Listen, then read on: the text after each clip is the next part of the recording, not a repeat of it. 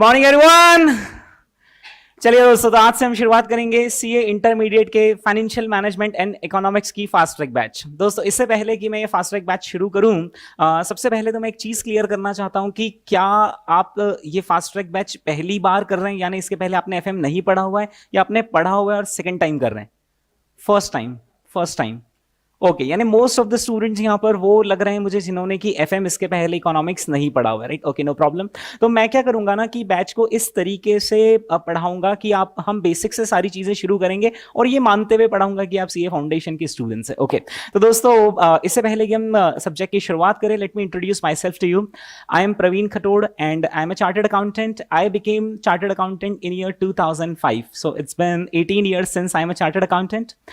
After becoming CA in year 2005, I worked at Infosys, Bangalore. Then I moved to Mumbai. There I worked for a financial services company. And then in year 2007, I moved to America. There I worked for 2.5 years. And while I was in America, I pursued 2 more degree courses.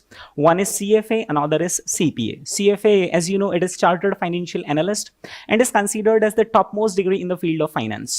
And CPA, just like we have CAs in India, they have CPAs in America, Certified Public Accountant. I came back to India in year 2010, and since year 2010, I am into teaching field. So it's been 12 years plus I am into the teaching field. I teach mainly 2 subjects.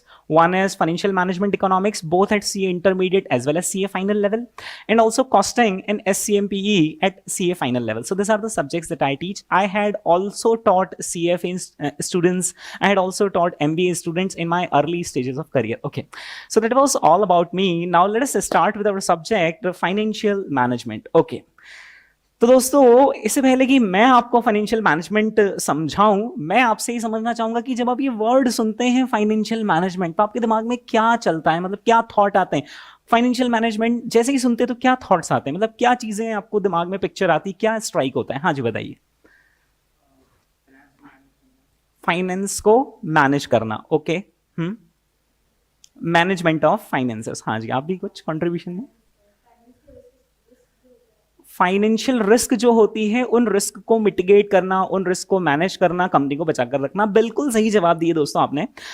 Financial management, financial management, जितने भी आप सी intermediate में subjects पढ़ेंगे, जैसे आप accounts पढ़ेंगे, आप audit पढ़ेंगे, आप लॉ पढ़ेंगे, ये सारे के सारे सब्जेक्ट्स एक्चुअली फाइनेंशियल मैनेजमेंट के इर्द गिर्द आसपास घूमते हैं। यानी अगर फाइनेंशियल मैनेजमेंट नहीं है तो सब्जेक्ट्स भी नहीं। आप इसको सोच के देखो, सपोज करो कि एक कंपनी स्टार्ट हुई है, राइट? तो उसको पैसा तो कमाना पड़ेगा, रेवेन्यूज तो जनरेट करने पड़ेंगे, पैसा कमाना पड़ेगा, right?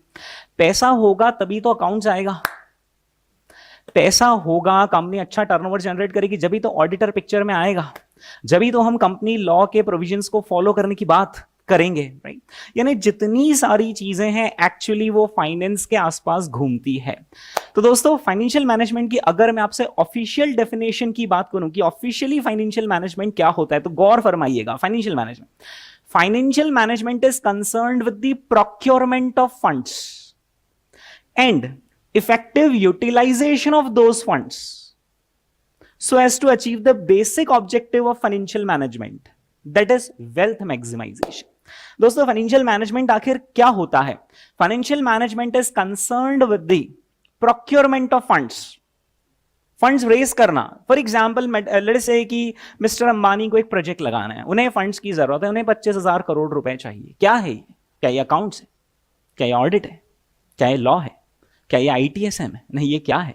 Financial management. So financial management is concerned with the procurement of funds and effective utilization. एक मिनट, यूटिलाइजेशन या इफेक्टिव यूटिलाइजेशन? इफेक्टिव यूटिलाइजेशन नहीं तो बर्बादी हो जाएगी। 25,000 करोड़ रुपए लोगों से रेज करे और गलत प्रोजेक्ट में लगा दिए तो, राइट?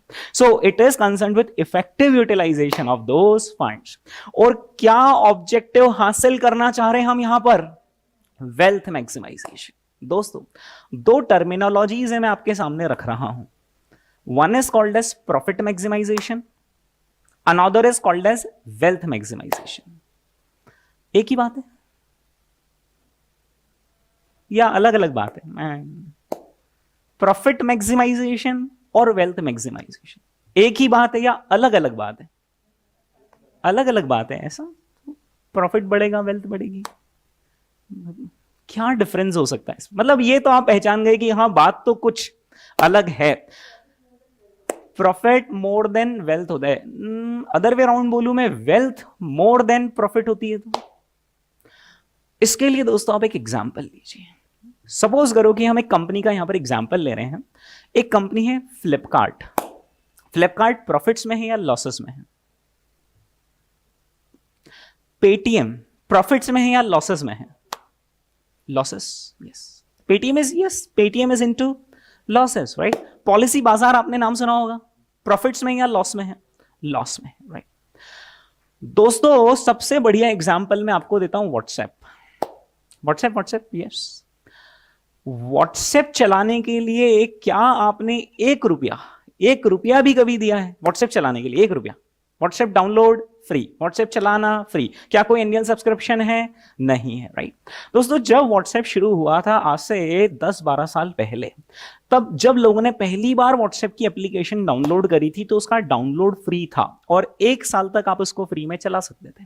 उसके बाद व्हाट्सएप की टर्म्स एंड कंडीशन थी कि अगर आपको 1 ईयर से ज्यादा यूज करना है तो फिर आपको 500 रुपीज का एनुअल सब्सक्रिप्शन लेना पड़ेगा। 500 रुपीज का एनुअल सब्सक्रिप्शन। तो लोगों ने कहा ठीक है ना, अभी तो डाउनलोड करो। अभी कितने साल फ्री है?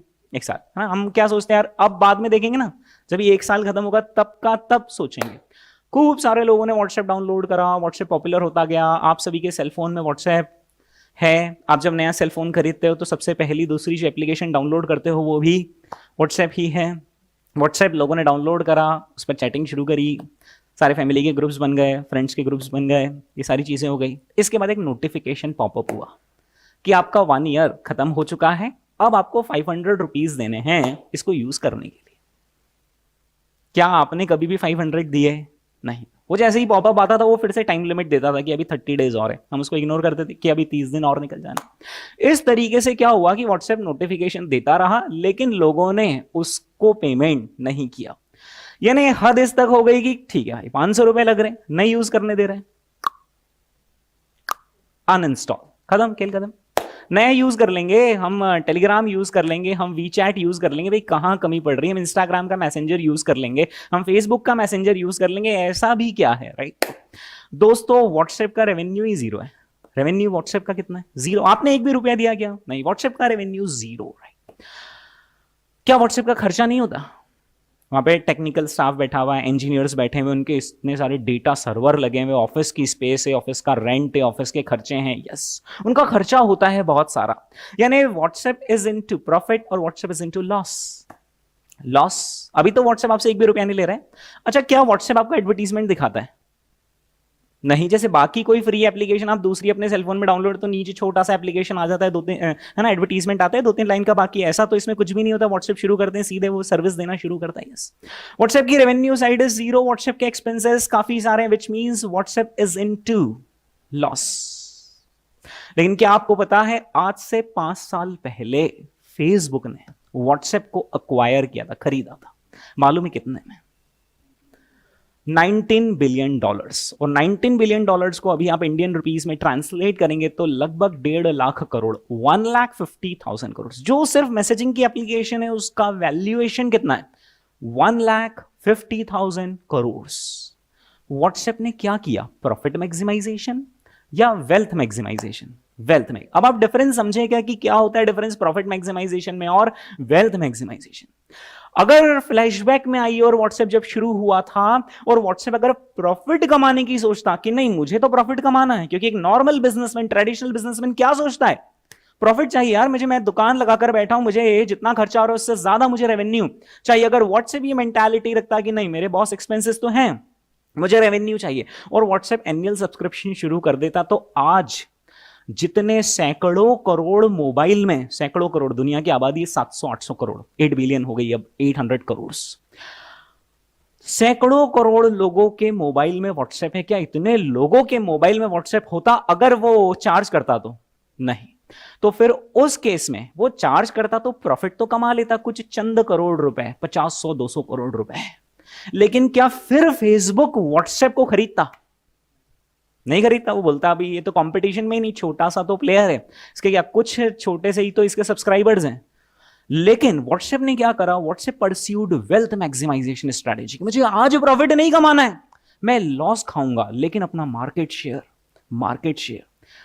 शेयर बढ़ाता जाऊंगा, और एक बार जो मार्केट शेयर पर मेरा कब्जा हो जाएगा, जब मैं इन्फ्लुएंशियल प्लेयर हो जाऊंगा, तो फिर कोई भी बड़ी कंपनी आकर मुझे खरीद लेगी। Flipkart was into losses. क्या आपको मालूम है कि फ्लिपकार्ट को वॉलमार्ट ने खरीदा था 4 years ago 70,000 करोड़ रुपीस देकर। कितने? 70,000 करोड़ रुपए देकर, जबकि फ्लिपकार्ट लॉस में था।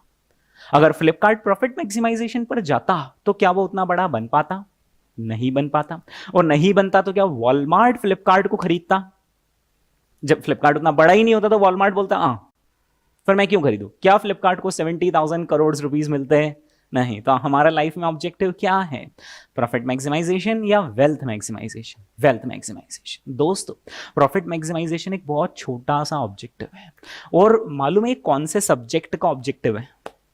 कॉस्टिंग सब्जेक्ट का ऑब्जेक्टिव क्या है? प्रॉफिट मैक्सिमाइजेशन है ना। वहां कॉस्ट सेव करते हो आप, कॉस्ट रिड्यूस करते हो, एक ऑप्टिमम सेलिंग प्राइस लेकर आते हो, एंड सो ऑन, राइट। तो प्रॉफिट मैक्सिमाइजेशन किसका ऑब्जेक्टिव हुआ? कॉस्टिंग सब्जेक्ट का, ग्रुप 1 का, राइट। हम आ चुके हैं ग्रुप 2 में। यहां पर हमारा बड़ा ऑब्जेक्टिव है क्या? Wealth maximisation, right. तो दोस्तों, wealth maximisation is a superior objective. Reliance Jio शुरुआत में लॉस खाया, फ्री में बांटा। What was the ultimate objective of mister Mukesh Ambani? Wealth maximisation, कि जियो इतना बड़ा प्लेयर बन जाए कि उसका मार्केट कैपिटलाइजेशन इतना ज्यादा हो जाए, मुझे प्रॉफिट अभी कमाने की जरूरत नहीं है। Is that clear? और लाइफ में सुपीरियर ऑब्जेक्टिव भी क्या होता है? Wealth maximisation, right. और वही हमारे सब्जेक्ट का ऑब्जेक्टिव है फाइनेंशियल मैनेजमेंट का, राइट। आई होप दोस्तों डेफिनेशन आपको क्लियर हो गया, राइट। देखा जाए तो ये जो डेफिनेशन है ना, ये बैलेंस शीट के आसपास ही घूम रही है,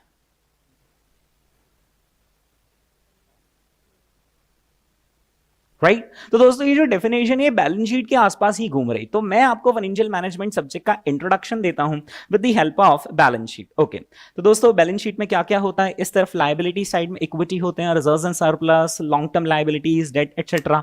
इस तरफ आती हैं करंट लायबिलिटीज, उस तरफ आती हैं फिक्स एसेट्स, और नीचे आती हैं current assets. Yes, financial management पूरा का पूरा इस बैलेंस शीट के आसपास घूमेगा, जिसमें जो लायबिलिटी साइड है it will be related to procurement of funds, and the asset side would be concerned with effective utilisation of those funds.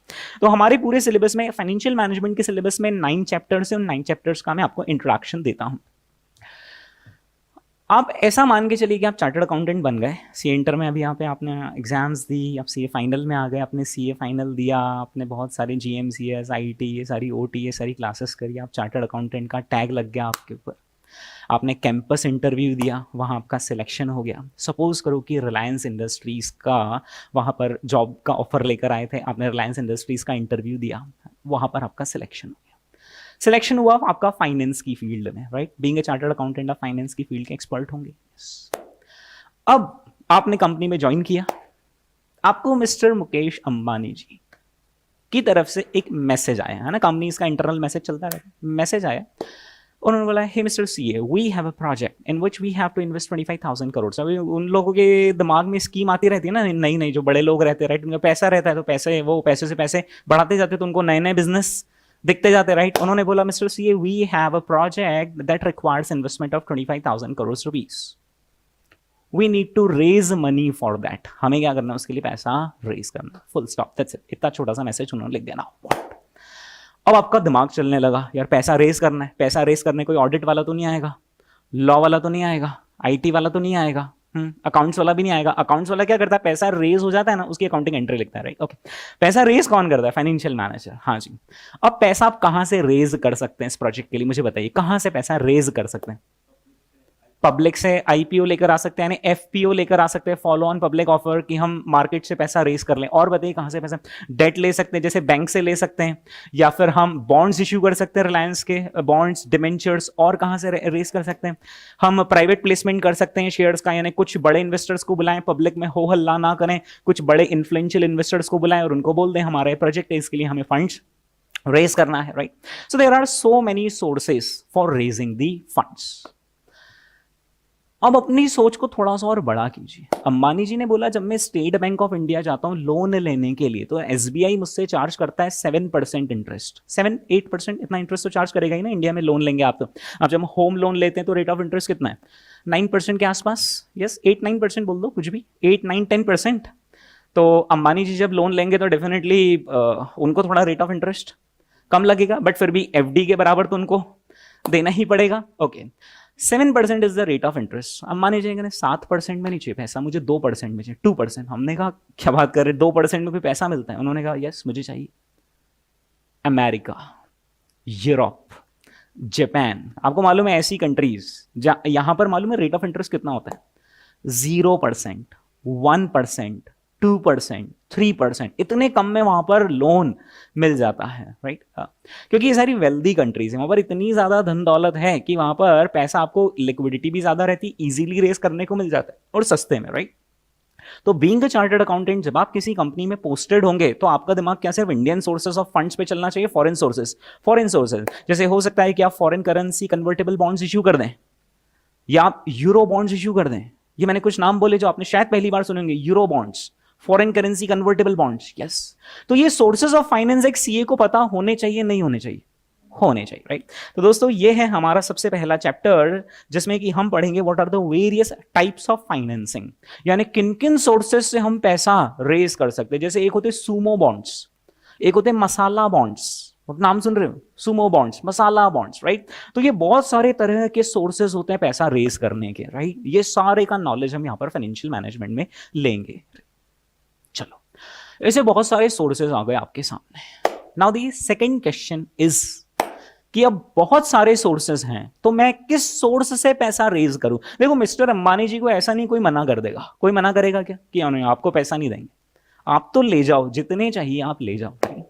हाँ तो अब उनके पास ऑप्शन है कि वो कहां से पैसा रेज करें, तो अब उनको सिलेक्ट करना पड़ेगा। हाँ कैसे वो सिलेक्शन करेंगे, थोड़ा सा बेसिक बताइए। वेरी गुड, जहां पर वो सबसे सस्ता मिले, right. And here comes into picture our second chapter called as cost of capital. यानी कि अगर हम बैंक से लोन लेते हैं तो इफेक्टिवली कितना हमें कॉस्ट देना पड़ रहा है। अच्छा बैंक में भी आपको मालूम है ना जो रेट ऑफ इंटरेस्ट है वो फाइनली कॉस्ट नहीं होती, प्रोसेसिंग चार्जेस और दूसरे सारे मॉर्गेज, डी मॉर्गेज, ये प्रोसेसिंग फीस, ये आपने सुना होगा ना, ये भी तो सारे आप इनकॉर्पोरेट करेंगे ना। वैसे ही जब आप फॉरेन से पैसा रेज करते हैं तो जो आपको इंटरेस्ट देना है सिर्फ वो कॉस्ट नहीं है, अगर currency rates, exchange rates change हो गई तो वो भी तो कहीं ना कहीं इंपैक्ट डालेगा। या फिर बीच में इन्वेस्टमेंट बैंकर्स होंगे जो हमें हेल्प करेंगे फॉरेन से पैसा रेज करने में एंड सो ऑन, तो वो सब भी तो हम इनबिल्ट करेंगे, यस। तो हम यहां पर क्या करेंगे, सेकंड स्टेज में जितने सारे सोर्सेज ऑफ फाइनेंस है उन सभी की क्या कैलकुलेट करेंगे, कॉस्ट, कि यहां से कितने में बैठ रहा है। मैं 25,000 करोड़ यहां से रेस करूं तो कितना फाइनली मुझे इफेक्टिवली देना पड़ रहा है, मैं सेकंड सोर्स से रेस करूं तो कितना देना पड़ रहा है। ऑब्वियसली मैं एज अ बिजनेसमैन वहां से रेस करूंगा जहां से मुझे सबसे सस्ते में मिल रहा है, राइट। तो वो कैलकुलेशन कैसे करना वो है हमारा सेकंड चैप्टर। यानी first chapter is mostly theoretical, क्या क्या सोर्सेज है, second chapter is calculation based practical, right. Suppose करो दोस्तों कि दो ही सोर्सेज है हमारे पास, है ना, दो सोर्सेज, बस दो सोर्सेज हैं। एक है डेट यानी बैंक का लोन और दूसरा है इक्विटी, और दूसरा क्या है, इक्विटी। कंपनी की नजरों से सोचना, कंपनी की नजरों से, है ना, इन्वेस्टर की नजरों से नहीं, जो पैसा दे रहा है उसकी नजरों से नहीं। हम कंपनी है, हम रिलायंस है, हम पैसा ले रहे हैं, है ना। हमारे लिए अगर दोनों ही बराबर कॉस्ट लग रही हो, यानी इक्विटी वाले को भी वही रिटर्न देना है जो कि डेट को देना है, तो हमारे लिए दोनों में से ज्यादा अच्छा कौन सा होगा, यानी लेस रिस्की कौन सा होगा। इक्विटी से फंड रेज करना लेस रिस्की कंपनी के लिए या डेट से फंड रेज करना लेस रिस्की है। इक्विटी से फंड रेज करना लेस रिस्की, बिल्कुल सही जवाब। क्योंकि कल को बाय चांस इस प्रोजेक्ट में लॉस हो गया, क्या इक्विटी वाला आपकी चौखट पर आ सकता है, दरवाजा खटखटा सकता है कि लाओ मेरे पैसे? नहीं कमाया तो नो डिविडेंड्स। अच्छा इक्विटी को तो रिटर्न ऑफ कैपिटल भी नहीं करना है ना। लेकिन डेट के केस में हम फंस जाएंगे। अगर मान लो नेक्स्ट 2-3 ईयर्स वी इनकर सम लॉसेस, तो फिर डेट वाला तो उसकी इंस्टॉलमेंट मांगेगा, ब्याज मांगेगा, टर्म्स एंड कंडीशंस लाएगा, हमने कुछ एसेट्स गिरवी रख रखी होगी उसको बेचने की बातें करेगा, पेपर में एडवर्टीजमेंट देगा कि कंपनी ने डिफॉल्ट कर दिया एंड सो ऑन। क्या इक्विटी ऐसा कुछ भी कर सकता है? नो। तो कहां से फंड रेज करना ज्यादा सेफ है? इक्विटी से। लेकिन अब आप इक्विटी की नजर से सोचो कि इक्विटी वाला क्या आपसे उतनी ही कॉस्ट लेगा जितना डेट वाला ब्याज ले रहा है, या वो ज्यादा रिटर्न मांगेगा? ज्यादा रिटर्न मांगेगा। जैसे आपके पास, मान लो आपके पास 1 लाख रुपए रखे हैं, राइट? आप किसी को लोन दे रहे हैं और आपको 10% इंटरेस्ट मिल रहा है। अब मैं बोल रहा हूं नहीं, लोन मत दो, उस कंपनी के इक्विटी शेयर में पैसा लगाओ। तो आप क्या बोलेंगे? नहीं नहीं, फिर मुझे ज्यादा रिटर्न चाहिए, क्योंकि मैं जब इक्विटी शेयर में पैसा लगाऊंगा एज एन इन्वेस्टर तो मेरी रिस्क है। आप समझ रहे हो? आप हो इन्वेस्टर, सपोज, है ना, मैं हूं कंपनी। अगर आप इक्विटी हो, इक्विटी इक्विटी, आपने मुझे पैसा दिया तो मैं सेफ हूं, पर आप रिस्क पर हो। और अगर आप डेट वाले हो, सपोज, है ना, और आपने मुझे पैसा दिया तो मेरी रिस्क है, क्योंकि मेरी लायबिलिटीज आएगी, मेरी एसेट्स गिरवी रखी रहेंगी, राइट? ओके। तो जनरली कॉस्ट ऑफ फंड्स किसकी ज्यादा होगी और कॉस्ट ऑफ फंड्स किसकी कम होगी? इक्विटी की कॉस्ट ऑफ फंड्स ज्यादा होगी, डेट की कॉस्ट ऑफ फंड कम होगी। तो एक काम करें, सारा पैसा डेट से ही रेस कर ले। नहीं, क्योंकि सारा पैसा अगर आपने डेट से रेस करा है तो फिर आपकी कंपनी पर रिस्क बहुत ज्यादा होगी कि कल को थोड़ा सा भी रिसेशन आ गया, बिजनेस एनवायरनमेंट में कुछ भी हो गया, जैसे कोविड के लॉकडाउन्स लग गए, अब इंस्टॉलमेंट तो ड्यू है, ब्याज तो ड्यू है, राइट? क्या करेंगे?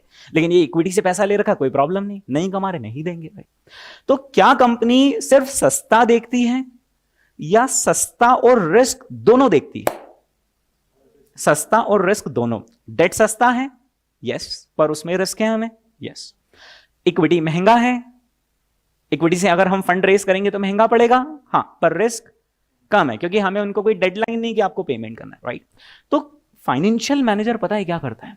वो डेट का और इक्विटी का एक मिक्स बनाता है। प्रेफरेंस को भी लेकर आ जाओ, फॉरेन करेंसी बॉन्ड्स को भी लेकर आ जाओ, आप सारे सोर्सेस को लेकर आ जाओ, सारे सोर्सेस का एक ऐसा मिक्स बनाता है जिससे कि रिस्क भी एक लेवल से ऊपर न जाए और कॉस्ट ऑफ फंड्स भी कम हो, यानी ही has to strike a balance between cost of funds as well as risk, right? So here comes into picture our third as well as fourth chapter. In third chapter we will learn how to design the capital structure. क्या सीखेंगे दोस्तों? Capital structure कैसे design करना है, कितना equity रखना, कितना date रखना, ताकि ओवरऑल कॉस्ट ऑफ फंड्स भी कम से कम रहे और रिस्क भी एक लेवल से ऊपर नहीं जाए, राइट? और ऐसा ही दोस्तों हमारा फोर्थ चैप्टर होता है विच इज लेवरेजेस, राइट? जिसके अंदर भी हम यही सीखते हैं कि डेट का कितना मिक्स, प्रेफरेंस का कितना mix and so on, right? दोस्तों इस तरीके से अब आपको एक चीज तो मालूम चल गई, क्या? प्रोक्योरमेंट ऑफ फंड्स के बारे में अब आपको नॉलेज आ गया। आपको वेरियस सोर्सेस पता है, उनकी कॉस्ट कैसे कैलकुलेट करना वो पता है, उनका मिक्स कैसे बनाना वो पता है, राइट? प्रोक्योरमेंट ऑफ फंड्स हो गया। What next? Utilization of those funds, right? अब मिस्टर अंबानी जी को आप बोलेंगे कि आपने जो 25,000 करोड़ की रिक्वायरमेंट दी थी वो हमने पूरी एनालाइज कर ली है। इन सोर्सेस से, इस सोर्स से हम 10,000 करोड़ रेस करेंगे, उस सोर्स से हम 10,000 करोड़ रेस करेंगे और इस सोर्स से हम 5,000 करोड़ रेस करेंगे। कॉस्ट भी कम रहेगी, रिस्क भी कम रहेगी, ये सबसे ऑप्टिमम है। अब मिस्टर अंबानी जी बताइए कि क्या था वो आपके सामने प्रोजेक्ट? मिस्टर अंबानी जी ने बोला हम रिटेल मॉल शॉपिंग मॉल, हम शॉपिंग मॉल्स ओपन करेंगे अक्रॉस इंडिया। ये है मेरा प्रोजेक्ट, जिसमें मुझे जमीन खरीदनी पड़ेगी, बिल्डिंग बनानी पड़ेगी, ब्रांड्स को लेकर आना पड़ेगा मॉल में, राइट? 25,000 करोड़ को लेकर मेरे दिमाग में ये प्रोजेक्ट है। हमने कहा मिस्टर अंबानी जी फिर आपने कुछ सिटीज सोची होगी ना कि कहां पर? उन्होंने कहा एक मिनट, मैंने तुमको रखा है, तुमने मुझको रखा है, तो सिटीज कौन बताएगा? अब एज अ चार्टर्ड अकाउंटेंट पता है आपको 25,000 करोड़ तो आ गए, अब क्या करना पड़ेगा आपको कि इन पैसों को आखिर कहाँ लगाएं? इंडिया में काफ़ी सारे शहर हैं, मुंबई में भी हम मॉल लगा सकते हैं, दिल्ली में मॉल लगा सकते हैं, अहमदाबाद में मॉल लगा सकते हैं, चेन्नई, हैदराबाद, बेंगलोर, बहुत सारी सिटीज़ हैं। पैसे कम पड़ जाएंगे, जगह कम नहीं पड़ेगी। तो अब आपको क्या सोचना है कि कौन सी जगह पर मॉल मुझे लगाना चाहिए जहाँ पर ज़्यादा से ज़्यादा फायदा होगा? क्या मैं बेंगलोर में मॉल लगाऊँ या पुणे में लगाऊँ? तो उसके लिए आपको स्टडी करनी पड़ेगी ना, बेंगलोर की स्टडी करनी पड़ेगी, पुणे की स्टडी करनी पड़ेगी, वहाँ के लोग कैसे हैं, वहाँ मॉल का कल्चर क्या है, अभी कितने मॉल्स हैं, कितनी कंपटीशन है, किन एरियाज में मॉल की ज़रूरत है, कहाँ वैक्यूम है, ये स्टडी करनी पड़ेगी नहीं करनी पड़ेगी? Yes, it comes under our next chapter called as investment decisions. क्या क्या सीखेंगे दोस्तों हम यहाँ पर? इन्वेस्टमेंट कहाँ करना, राइट? जब मिस्टर अंबानी ने रिलायंस जियो शुरू किया होगा बैक इन ईयर 2016, तो क्या ऐसा हुआ होगा कि एक रात उनको सपना आया कि एक पूरे भारत में मेरा नेटवर्क होना चाहिए और मैं तो कल दिन उठते से ही बस रिलायंस जियो शुरू कर रहा हूं, ऐसा हुआ होगा? या उसके पहले 6 महीने लगे होंगे सिर्फ प्लानिंग में? 6 मंथ्स कुछ नहीं हुआ, सिर्फ प्लानिंग कि क्या है ये बिजनेस, क्या है इस बिजनेस का फ्यूचर, कितना इसमें इन्वेस्टमेंट लगता है, कितना रिटर्न होगा, क्या डिमांड आएगी एंड सो ऑन। ये सब किया होगा या नहीं किया होगा? यस। ये कहां आता है? इन्वेस्टमेंट डिसीजंस में, कि कहां किस प्रोजेक्ट में हम पैसा लगाएं, राइट? दोस्तों, जब हम प्रोजेक्ट्स का सिलेक्शन करेंगे तो प्रोजेक्ट्स का सिलेक्शन, किस प्रोजेक्ट को आप सिलेक्ट करेंगे? अपने जनरल नॉलेज से बेसिक बताइए कि कौन से प्रोजेक्ट को सिलेक्ट करेंगे आप जिसमें फायदा ज्यादा हो। लेकिन हाँ मतलब जिसमें फायदा ज्यादा हो is one of the aspect, लेकिन सिक्के के दो पहलू होते हैं। रिस्क एनालिसिस, जब भी आप किसी प्रोजेक्ट को करेंगे तो सिक्के के दो पहलू होते हैं कि फायदा तो दिखना चाहिए, लेकिन ऐसा नहीं हो कि जितना फायदा उससे ज्यादा रिस्क है। आपको दोनों एस्पेक्ट बैलेंस करने हैं, क्योंकि एक आपने देखा और इस प्रोजेक्ट में फायदा बहुत ज्यादा है, जैसे कोल माइनिंग, कोयले की खदान, कोल माइनिंग, इसमें फायदा है नुकसान है? फायदा है, लेकिन एक बहुत बड़ी रिस्क है। कल को किसी एनवायरमेंटलिस्ट ने आकर कुछ इश्यू क्रिएट कर दिया या गवर्नमेंट ने आपका कोल माइनिंग पर बैन लगा दिया, बिजनेस ठप, रिस्क है। यस, तो आपको दोनों एस्पेक्ट को बैलेंस करना पड़ता है, राइट? तो हम जब भी प्रोजेक्ट्स का एनालिसिस करेंगे तो दो चीजें देखेंगे, रिटर्न्स भी देखेंगे और रिस्क भी देखेंगे। Is that clear? ओके। कितने चैप्टर्स हो गए दोस्तों? 6। इसमें से 4 चैप्टर्स किससे रिलेटेड है? प्रोक्योरमेंट ऑफ फंड्स, और 2 चैप्टर किससे रिलेटेड है? Effective utilisation of those funds, right? ये बच गए यार नीचे दोनों, क्या? Current assets, current liabilities. वैसे करंट एसेट्स और करंट लायबिलिटीज दोनों को मैं नेट करूं तो क्या आता है? नेट करंट एसेट्स, और उसका एक और नाम होता है working capital, right? Yes. Business को बनाती तो फिक्स एसेट्स हैं, लेकिन बिजनेस को चलाने के लिए आपको चाहिए करंट एसेट्स। आपने पहले कभी सुना है ना? यस। बिजनेस क्रिएट तो आपने कर दिया, बट जैसे आपने मशीन लगा दी, प्लांट लगा दिया, लेकिन उसके लिए रॉ मटेरियल नहीं है, उसके लिए लेबर को देने के लिए पैसा नहीं है, तो फिर क्या मशीन पड़ी पड़ी किसी काम की है? नहीं, राइट? तो बिजनेस बनाती है फिक्स एसेट्स, लेकिन चलाती हैं करंट एसेट्स, राइट? तो एक कंपनी के अंदर ना प्रॉपर लिक्विडिटी होनी चाहिए। आप समझते हो लिक्विडिटी का मीनिंग क्या है? लिक्विडिटी का देखो सिंपल सा मीनिंग क्या है कि एक शॉपकीपर एक किराने की दुकान लेकर बैठा है, उसके गल्ले में पैसे नहीं है, नहीं माल रखा हुआ है सारा, पर गल्ले में पैसे नहीं है। एक सप्लायर आया, उसने बोला बहुत अच्छी अपॉर्चुनिटी, अगले 15 दिन तक एक स्कीम है, आपको 20% एक्स्ट्रा डिस्काउंट मिल जाएगा, या प्रोडक्ट बुक कर लो। आपके पड़ोसी ने भी बुक करा, इधर वाले ने, और उसने भी बुक करा है। अपने गल्ला खोलकर देखा पैसे, क्या आप इस अपॉर्चुनिटी को ग्रैब कर पाओगे? नहीं, गई अपॉर्चुनिटी हाथ से, और अपॉर्चुनिटी गई तो प्रॉफिटेबिलिटी भी गई। यस। तो बिजनेस को सुचारू रूप से चलाने के लिए हमारे पास सफिशिएंट वर्किंग कैपिटल हर वक्त होनी चाहिए, राइट? और ये हम सीखेंगे हमारे नेक्स्ट चैप्टर में, that is related to management of working capital. Is that clear? Okay. 7 chapters हो गए हमारे, पूरी बैलेंस शीट कवर हो गई। Yes. At the end of the year क्या रिजल्ट निकलेगा? कुछ प्रॉफिट कमाएंगे हम। देखो, कहीं से हमने फंड्स लिया तो उनको पैसा देना पड़ेगा, बट हमने प्रोजेक्ट में पैसा लगाया तो पैसा आएगा, राइट? नेट नेट नेट हमारा कुछ ना कुछ प्रॉफिट बचेगा। अच्छा, ये जो प्रॉफिट मैंने वर्ड बोला है, तो प्रॉफिट कैलकुलेट करने से पहले हम इंटरेस्ट पे कर चुके होते हैं या नहीं? Interest, yes. इंटरेस्ट देने के बाद ही हम बोलते हैं ना this is my net profit. Yes. इस नेट प्रॉफिट पर कुछ लोगों की आस होती है, इक्विटीज। यार उन्होंने आपको पैसा दिया, और पैसा देते वक्त उन्होंने एक भी शर्त नहीं रखी। उन्होंने ऐसा थोड़ी ना बोला कि इतना तो डिविडेंड चाहिए और ऐसा वैसा, नहीं। लेकिन कंपनी की क्या जिम्मेदारी बनती कि वो अब अपने इक्विटी शेयर होल्डर्स को रिवॉर्ड करे इस नेट प्रॉफिट से। यस।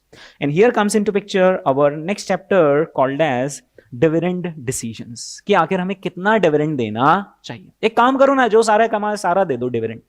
सही लग रहा है क्या? नहीं। एक काम करो, 1 रुपया भी मत दो डिविडेंड, सारा रख लो। सही लग रहा है क्या? नहीं। So company has to decide कि कितना डिविडेंड दे और कितना रखें। Is that clear? वो कैसे डिसाइड करना वो हम सीखेंगे कहां पर? Dividend decisions. दोस्तों, आज की दुनिया में क्या होता है कि आपने बिजनेस चला रहे हो आप, और आपने देखो हाँ यार पिछले साल मेरा सेल्स था सपोज 10,000 करोड़, और नेक्स्ट ईयर मेरा सेल्स हो गया 11,000 करोड़। अब बताइए कि कंपनी ने प्रोग्रेस करी या नहीं करी? करिए। 10,000 करोड़ से और उससे 11,000 करोड़ हुआ है, तो प्रोग्रेस तो की है। Are you happy about the progress? Yes. 10,000 crore से कहां पहुंच गए? 11,000 करोड़। लेकिन जैसे ही जिस पल आपको पता चलेगा कि आपका कॉम्पिटिटर जो पहले 10,000 पर था वो 12 पे पहुंच चुका है, अब आप खुश होंगे? नहीं, सारी खुशी गई हमारी। तो दोस्तों, अल्टीमेटली आप कॉम्पिटिटिव रहे या आप लेस कॉम्पिटिटिव हो गए, लेस कॉम्पिटिटिव हो गए। तो अगर आपको अपने बिजनेस को लॉन्ग टर्म में सस्टेन करना है, 20 साल 25 साल 50 साल तक चलाना है, तो आपको सिर्फ अपने आप को देखना है या सबके बीच में आप कैसे स्टैंड आउट कर रहे हो वो देखना है। सबके बीच में कैसे स्टैंड आउट कर रहे हो वो देखना, which means you have to compare yourself against your competitors. कैसे करोगे compare? And here comes into picture our next chapter, ratio analysis. Ratios हम रेशियोज नहीं कैलकुलेट करेंगे, हमारा नेट प्रॉफिट मार्जिन कितना, उसका कितना, हमारा टर्नओवर में ग्रोथ कितना, उसका कितना, राइट? ये सारे रेशियोज हम कैलकुलेट करेंगे। हमारा रिटर्न ऑन इक्विटी कितना, उसका रिटर्न ऑन इक्विटी कितना, हमारा रिटर्न ऑन इन्वेस्टमेंट कितना, उसका रिटर्न ऑन इन्वेस्टमेंट कितना। कंपेयर करेंगे नहीं करेंगे? अच्छा, दुनिया कंपेयर करती ही नहीं करती? करती है। बैंक्स आपस में कंपेयर करते हैं, यस। रिलायंस इंडस्ट्रीज, रिलायंस जियो अपने आप को एयरटेल से कंपेयर करता है, वोडाफोन आइडिया से कंपेयर करता है, यस। मारुति सुजुकी अपने आप को ह्युंडई से कंपेयर करता है, टाटा मोटर्स से कंपेयर करता है, महिंद्रा से कंपेयर करता है, yes. So here comes into picture our next chapter, ratio analysis, and it makes us a perfect financial manager. देख लो, सारी बैलेंस शीट कवर हो गई शुरू से लेकर आखिरी तक, साल शुरू करने से लेकर साल अंत करने तक, डिविडेंड देने तक, अपने आप को दूसरे से कंपेयर करने तक। ये है दोस्तों हमारे 9 टॉपिक्स जो कि हमें फाइनेंशियल मैनेजमेंट में कवर करने हैं। मैं दाद देता हूं सी इंस्टीट्यूट की, कितना शानदार उन्होंने करिकुलम यहां पर डिसाइड किया कि पूरा का पूरा बैलेंस शीट में सारी चीजें कवर हो गई। आप एक भी चीज बता दो जो छूट रही है, सारी चीजें कवर्ड है शुरू से लेकर आखिरी तक, पैसा रेस करने से लेकर पैसा लगाने तक, उस पर प्रॉफिट कमाने से लेकर प्रॉफिट बांटने तक, और अपने आप की परफॉर्मेंस को दूसरे से कंपेयर करने तक। दोस्तों ये है हमारा सिलेबस, राइट? अब हम अगर एग्जाम पॉइंट ऑफ व्यू से बात करें तो दोस्तों एग्जाम पॉइंट ऑफ व्यू से आपका अल्टीमेटली एक ही टारगेट होता है कि सर जो एग्जाम में पेपर आने वाला है ना वो हमसे अच्छे से बन जाए। अच्छा, बन जाए का मीनिंग क्या होता है कि वहां जो सारे कॉन्सेप्ट्स पूछने वाले हैं वो सारे कॉन्सेप्ट्स हमारे दिमाग में हो, कवर हो, क्लियर हो, और वहां जो क्वेश्चंस आने वाले हों वो क्वेश्चंस हमारे करे हुए हों, तो और ही अच्छा सोने पे सुहागा, मतलब देखा हुआ क्वेश्चन आ जाए, इससे अच्छा और कुछ भी नहीं हो सकता सीए में, राइट? तो दोस्तों हम जो नोट्स पढ़ेंगे आखिर उन नोट्स के अंदर क्या क्या चीजें कवर होंगी। स्टडी मटेरियल कवर करना ही करना है क्योंकि उसमें से तो पेपर बनता ही बनता है, राइट? साथ ही साथ दोस्तों मैं प्रैक्टिस मैनुअल भी कवर करूंगा, जो कि पहले एफएम जो था ना उसमें प्रैक्टिस मैनुअल था, उसके वैसे मोस्ट ऑफ द क्वेश्चंस तो स्टडी मटेरियल में हैं, जो नहीं है वो मैंने डायरेक्टली प्रैक्टिस मैनुअल से ले लिए, राइट? यानी जो अपनी अल्फा एकेडमी की किताबें हैं, राइट, उसके अंदर स्टडी मटेरियल के सारे क्वेश्चंस हैं, उसके अंदर प्रैक्टिस मैनुअल के वो सारे क्वेश्चंस हैं जो स्टडी मटेरियल में आईसीआई ने कवर नहीं करे लेकिन पूछ लेते सीधे एग्जाम में उठाकर प्रैक्टिस मैनुअल से, right? Past exam papers cover करना बहुत जरूरी है, उससे पता चलता है लेवल ऑफ एग्जाम्स क्या होगा, राइट? हाँ, फ्यूचर एग्जाम मतलब जो क्वेश्चन आने वाला है, यस। तो आईसीआई क्या करता है ना, जब भी पेपर बनता है तो एक आध गुगली फेंक देता है, या बच्चों ये करके दिखाओ। तो वो जो फ्यूचर एग्जाम क्वेश्चन है वो आईसीआई कैसे बनाता है, देखो जो सिलेबस तो उन्होंने डिजाइन कर रखा है, वो क्या करेंगे, कॉन्सेप्ट को थोड़ा सा मोल्ड करेंगे, थोड़ा सा चेंज करेंगे। जैसे क्या होता है कि उन्होंने सीधा कैलकुलेशन तो आपको समझा दिया, बट एग्जाम में धीरे से गुगली फेंक दी, स्पिनर फेंक दिया और रिवर्स कैलकुलेशन पूछ लिया, तो आपने वो भी आना चाहिए, राइट? तो वो सारे भी एस्पेक्ट मैंने कवर किए हुए, राइट? फिर इसके बाद रिवीजन टेस्ट पेपर, आरटीपीस, है ना? सप्लीमेंट्री मटेरियल जो आईसीआई समय समय पर अपनी वेबसाइट पर या फिर जो स्टूडेंट जर्नल आती है उसमें कभी कभी फाइनेंशियल मैनेजमेंट के टॉपिक्स दे देता है, वो चीज कवर करी हुई। And other famous author books, जहां से कि जो आपने कभी देखा होगा आईसीआई रिकमेंड करता है कुछ ऑथर्स को, तो उन ऑथर्स की किताबों के जो सिलेक्टेड क्वेश्चन है वो भी है, राइट? यानी ये जो अपने अल्फा एकेडमी के नोट्स होंगे ना, सिर्फ अगर आपने इसको कर लिया तो जितनी सारी चीजें लिखी हुई है सारी उसके अंदर कवर्ड है। सर क्या आप ये कहना चाह रहे हैं कि सिर्फ किताबें कर लें और बाकी कुछ नहीं करें तो चलेगा? हाँ, मैं यही कहना चाह रहा हूं, आप सही समझे बिल्कुल। सिर्फ ये किताबें कर लीजिए, इसके अंदर ये सब कवर्ड है। सर इसका मतलब है कि अगर हमने किताबें कर ली फिर हम स्टडी मटेरियल नहीं देखे? मैं कहता हूं देखो, एक बार देखो, कॉन्फिडेंस बिल्डअप करने के लिए देखो क्या करना। जैसे मैंने एक चैप्टर आपको पढ़ा दिया, पढ़ लिया हमने, यस, घर पे जाना आराम से उसका स्टडी मटेरियल ओपन करना, सिर्फ पन्ने पलटने का काम रहेगा, कॉन्फिडेंस बिल्डअप हो जाएगी कि हाँ यार सारी चीजें कवर हो गई, राइट? तो आपको स्टडी मटेरियल देखना है, मैं जैसे ही एक चैप्टर ओवर करूं इमीडिएटली आप उसका स्टडी मटेरियल उठा लेना, पलटा लेना, सारी चीजें कवर्ड मिलेंगी आपको, ताकि एक बार कॉन्फिडेंस बिल्डअप हो जाए। नहीं तो क्या होता है ना दोस्तों, जैसे आपकी एग्जाम पास आई, बैच खत्म हो गई, एग्जाम पास में बीच का जो गैप रहता है ना, उसमें कोई आपका फ्रेंड आपको बोल देता है भाई तूने स्टडी मटेरियल किया है? नहीं, वो यार वो तो करा ही नहीं मैंने। तुम पागल है क्या, पिछली बार 40 नंबर को उसमें से आया था? नहीं यार मैंने तो करा ही नहीं। कॉन्फिडेंस डाउन हो गया। कॉन्फिडेंस कैसे बिल्टअप होगा? एक बार देख लेने का। कभी देख लेने का? इमीडिएट, जैसे ही मैंने चैप्टर करवाया उसके इमीडिएट बाद अपने को स्टडी मटेरियल देख लेने का, राइट? खैर वो पूरा कवर्ड है लेकिन आपका कॉन्फिडेंस बना रहे इसलिए मैं बोल रहा हूँ, राइट? मेरा तो पूरा कॉन्फिडेंस है। आखिर मैं आपको पढ़ाऊंगा कैसे, what is my teaching methodology. तो सबसे पहले हम क्या करेंगे, जो भी चैप्टर शुरू करेंगे ना, मैं उसका कॉन्सेप्चुअल फ्रेमवर्क बनाऊंगा। यानी कि क्या होता है, देखो कोई सा भी सब्जेक्ट पढ़ने में एक तो इंटरेस्ट डेवलप होना जरूरी है, पहली चीज, और दूसरी चीज ना ये पता चलना चाहिए कि मैं पढ़ क्यों रहा हूं ये। जैसे अभी फाइनेंशियल मैनेजमेंट आपको ना कुछ कुछ समझ में आया कि जरूरी है कि यार मैं क्यों पढ़ रहा हूं, क्योंकि पूरी कंपनी इसी पर टिकी हुई है, पूरी बैलेंस शीट। अकाउंटेंट तो बैलेंस शीट बनाता है, लेकिन उस बैलेंस शीट का सृष्टि का रचयिता कौन होता है, फाइनेंशियल मैनेजर, जो जहां से प्रोक्योरमेंट ऑफ फंड्स करता है वैसी बैलेंस शीट बनती है, वो जहां जिस प्रोजेक्ट में पैसा लगाता है वैसी एसेट्स की अकाउंटिंग एंट्रीज होती है, राइट। तो सब्जेक्ट मालूम होना चाहिए क्यों। तो मैं हर टॉपिक का ना आपको डिटेल्ड इंट्रोडक्शन दूंगा कि इसका कहां पर यूज है, right. Although exam point of view से इंपॉर्टेंट नहीं है, तो आप चाहो तो मैं छोड़ भी सकता हूं, नहीं पर मालूम होना चाहिए, राइट। नहीं क्या सीए बन गए अपन, इंटरव्यू में बैठे और उन्होंने आपसे पूछा कि लेवरेजेस क्या होता है, तो आप बोलोगे फॉर्मूला तो मालूम है, बट अभी इसको लगाना कहीं ये नहीं मालूम। तो ये मालूम होना चाहिए दोस्तों, राइट। और दुनिया में क्या होता है, सिर्फ पास होना काफी नहीं है, पास होने के बाद भी बहुत सारी चीजें रहती हैं। उस नॉलेज का इम्प्लीमेंटेशन ज्यादा बड़ी चीज है, उससे आपकी फ्यूचर की प्रोग्रेस होती है, राइट। क्या जो ऑल इंडिया रैंकर 1 होता है उसका ऑल ओवर इंडिया में 10 ईयर्स डाउन द लाइन की बात कर रहा हूं मैं, 10 years down the line AIR 1 का ज्यादा पैकेज होगा, जिसका नॉलेज ज्यादा है उसका ज्यादा पैकेज होगा, जिसका नॉलेज ज्यादा है ना उसी का ज्यादा पैकेज होगा, क्योंकि कंपनी भी समझ जाती है कि यार ये बंदा टैलेंटेड है, इसको ना जो कॉन्सेप्ट है वो लगाना भी आते हैं। वो जो है वो पढ़ाकू विमान था, वो रट्टा मार के पास हो गया, उसका AIR 1 भी आ गया। आपने कभी ऐसा किस्सा भी सुना होगा कि ऑल इंडिया रैंक 1, जॉब में पैकेज लगा 24 lakhs, और 1 महीने बाद कंपनी ने नमस्ते कर लिया कि प्लीज, अब हमको पता चल गया आप कैसे AIR 1। यस, ये रियल किस्सा, आपको नहीं मालूम क्या, कि ये एक्चुअली रियल किस्सा है। तो क्या होता है कि हमें पास भी होना है, डेफिनेटली हम वो भी पढ़ेंगे, लेकिन नॉलेज इक्वली इंपॉर्टेंट है, राइट। उस पर भी मैं फोकस करता हूँ। हाँ, तो सबसे पहले मैं क्या सिखाऊंगा कि हम चैप्टर पढ़ के और इसका आखिर जरूरत कहाँ पर है, क्या है। उसके बाद दोस्तों मैं क्या करूंगा, आपको कॉम्प्रिहेंसिव एग्जाम्पल्स दूंगा। मैं एग्जाम्पल दूंगा या कॉम्प्रिहेंसिव एग्जाम्पल, कॉम्प्रिहेंसिव डिफरेंस समझेगा।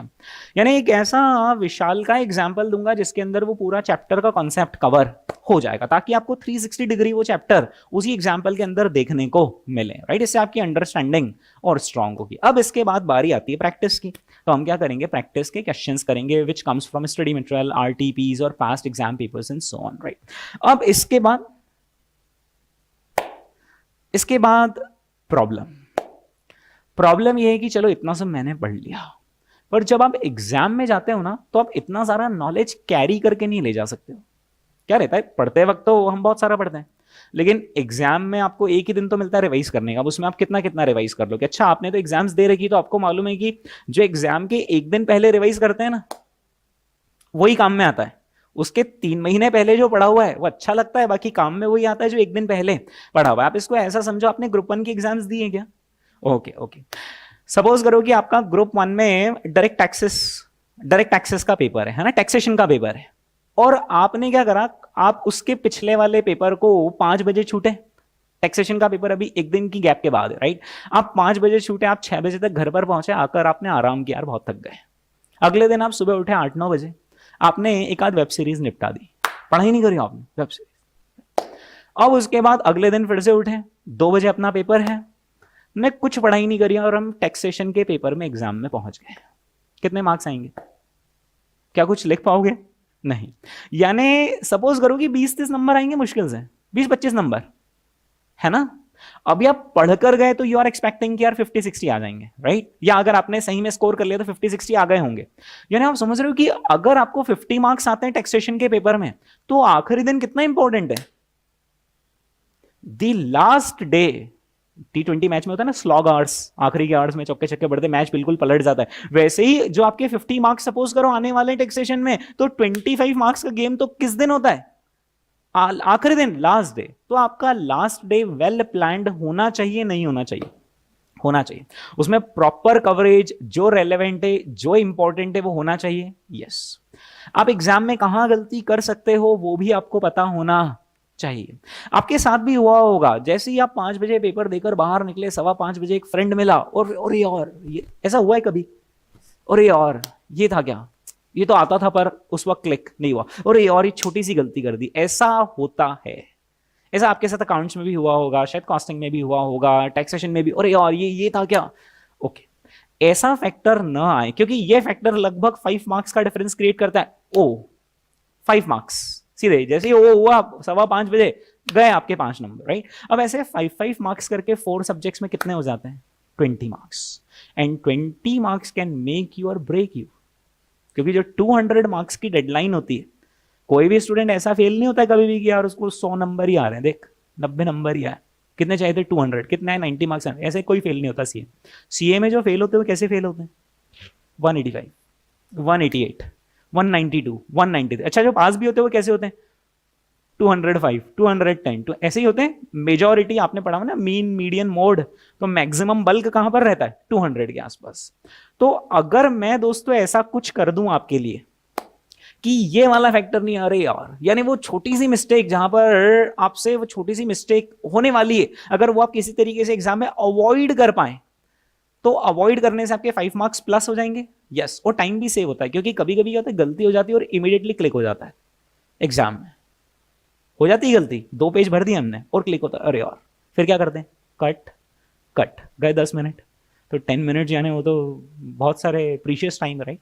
तो मैं क्या करूंगा ना, आपके लिए एक काम और करूंगा, जो आपसे एग्जाम में कॉमन पिटफॉल्स हैं, गलतियां होने वाली है कि ऐसा फैक्टर नहीं आया, वो सारी चीजें मैं हाईलाइट करूंगा, लिखवा दूंगा। तो आखिरी दिन जब आप उन हाईलाइटेड मिस्टेक्स को पढ़कर जाओगे, तो आप वो एरर्स को अवॉइड कर जाओगे और 5 नंबर भी आपके प्लस हो गए। तो बस यही तो चाहिए सीए में, यही तो प्लस चाहिए। बाकी मेहनत तो हर कोई करके जा रहा है, पढ़ जो आप रहे हो वही दूसरा भी पढ़ रहा है, हर कोई वही पढ़ रहा है, लेकिन ये मिस्टेक्स ना हो, राइट। तो दोस्तों आखिरी चीज जो मैं आपके लिए करूंगा वो ये 3 काम करूंगा। सबसे पहला मैंने लिखा LDR, last day revision plan, कि आपका आखिरी दिन का रिविजन प्लान कैसा होना चाहिए, वो मुझे आपको बनवाना पड़ेगा, राइट।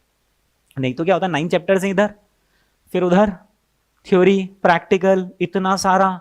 आपसे अगर एक आध चैप्टर का रिवीजन छूट गया तो फिर वो गया एग्जाम में, उसका क्वेश्चन ही अटेम्प्ट नहीं होगा। और 5 मार्क का सपोज आप अटेम्प्ट नहीं कर पाए उसमें, अदरवाइज काश रिवाइज कर लेते तो 3 मार्क्स आ जाते, 4 मार्क्स आ जाते, राइट। तो लास्ट डे रिवीजन प्लान आपका वेल प्लान्ड हो, वैसा मैं आपको बनवा कर दूंगा। लास्ट डे रिवीजन प्लान की क्या रिवाइज करना है, क्या नहीं रिवाइज करना है। लास्ट डे रिवीजन प्लान में क्या होगा, 100% ऑफ द कॉन्सेप्ट्स होंगे, क्रिटिकल क्वेश्चंस होंगे, इंपॉर्टेंट क्वेश्चंस, क्रिटिकल क्वेश्चंस, और आप कहां पर मिस्टेक्स कर सकते हो वो होगा, राइट। कॉमन पिटफॉल्स की तरफ हम ध्यान देंगे, पढ़ते पढ़ते आपको दिखने लग जाएगा कि हाँ यार ये मिस्टेक मुझसे हो सकती थी, पर अच्छा हुआ मुझे ध्यान रह गया। एडवांस लेवल क्वेश्चंस, ये एक बहुत ही खास फीचर है दोस्तों, एडवांस लेवल क्वेश्चंस। जब आपने सेवेंथ क्लास 7th स्कूल में पहुंच जाओ आप वापस, जब अपने क्लास 7th आप पढ़ रहे थे, तब क्लास 7 थोड़ी टफ लगती थी, यस, पर पास करिए आपने और अपने क्लास 8th में आए और थोड़ा पढ़ने लगे, तो क्लास 7th आपको इजी लगने लगे। यानी दुनिया का सिंपल सा रूल है कि जो अभी आप एग्जाम दे रहे हो ना, वो आपको थोड़ी सी टफ लगती, लेकिन जैसे ही आप इस एग्जाम को क्रॉस करके नेक्स्ट लेवल का थोड़ा सा पढ़ लेते हो, तो वो लगता है ये क्या था, ये तो कुछ भी नहीं था। तो हम क्या करेंगे, आपको एग्जाम में पेपर टफ नहीं लगे, उसके लिए हम एडवांस लेवल के क्वेश्चंस भी यहां पर करेंगे। तो ऐसा करने से आपको एग्जाम के पेपर का लेवल ऑटोमेटिकली 1 नॉच बिलो दिखेगा, एक लेवल डाउन दिखेगा, और वो आपको इजी लगने लगेगा। Is that clear? ओके दोस्तों, हम जब पढ़ते हैं तो हम 2 तरह की कॉपीज बनाते हैं, एक होती है यहां पर कॉन्सेप्ट नोटबुक और दूसरी होती है सॉल्यूशंस कॉपी। अगर आपने कॉस्टिंग भी मुझसे कर रखा है तो फिर तो आपको पैटर्न क्लियरली पता होगा, राइट। मैं क्या करता हूं, एक बनाता हूं कॉन्सेप्ट नोटबुक। कॉन्सेप्ट नोटबुक में मैं क्या करवाता हूं, ये जो कॉन्सेप्चुअल फ्रेमवर्क है, कॉम्प्रिहेंसिव एग्जांपल्स है, सब कॉन्सेप्ट नोटबुक में लिखवाता हूं। कॉमन पिटफॉल से कहां गलती हो सकती है, क्या चीजें ध्यान रखना एग्जाम में, वो सब कहां लिखवाता हूं मैं, कॉन्सेप्ट नोटबुक। रफली 150-200 पेजेस की कॉन्सेप्ट नोटबुक बनती है। इसका फायदा ना आखिरी दिन भी मिलता है। कैसे? आखिरी दिन आपको सारे कॉन्सेप्ट रिवाइज करने, आप कैसे कर लोगे? कॉन्सेप्ट नोटबुक रिवाइज कर ली, उसके अंदर सारे फॉर्मूलाज भी होंगे। 1 मिनट प्लीज, ये कोई फॉर्मूला बुक नहीं है। फॉर्मूला बुक अगर आपने इसको कर दिया, कह दिया, तो आपने इसकी तौहीन कर दी। फॉर्मूला बुक में सिर्फ फॉर्मूलाज होते हैं, इसमें सिर्फ फॉर्मूलाज नहीं होंगे, इसमें फॉर्मूला होंगे, कॉम्प्रिहेंसिव एग्जांपल्स होंगे, कॉमन पिटफॉल्स होंगे। क्या बातों का ध्यान रखना है एग्जाम में, वो होगा। ये सारी चीजें किसके अंदर होंगी, कॉन्सेप्ट नोटबुक के अंदर। सॉल्यूशंस कॉपी में क्या होगा, जो हम क्वेश्चंस सॉल्व करेंगे वो होगा। Is that clear? ओके, अब आपको आखिरी दिन का रिवीजन भी मैंने यहां पर ही बता दिया। कॉन्सेप्ट नोटबुक आपको पूरी रिवाइज करनी है और सॉल्यूशंस कॉपी के अंदर जो अपनी नोट्स हैं उनके सॉल्यूशंस होंगे, राइट। आपको सारे क्वेश्चन तो करने का टाइम ही नहीं मिलता आखिरी दिन, राइट। तो मैं उसके अंदर जो लास्ट डे रिवीजन क्वेश्चन है वो आपको मार्क करवाऊंगा, है ना। ओके, अब दोस्तों क्योंकि हम फास्ट ट्रैक बैच पढ़ रहे हैं और मेरे ऊपर भी वही रहता है कि इसको थोड़ा सा लेस नंबर ऑफ लेक्चर्स में करवाना है as compare to the regular batch, और आपकी भी यही एक्सपेक्टेशन रहेगी कि सर फटाफट करवा दीजिए, लेकिन आपकी एक और एक्सपेक्टेशन रहती है क्या, सर क्वालिटी के साथ कोई कॉम्प्रोमाइज नहीं होना चाहिए, राइट।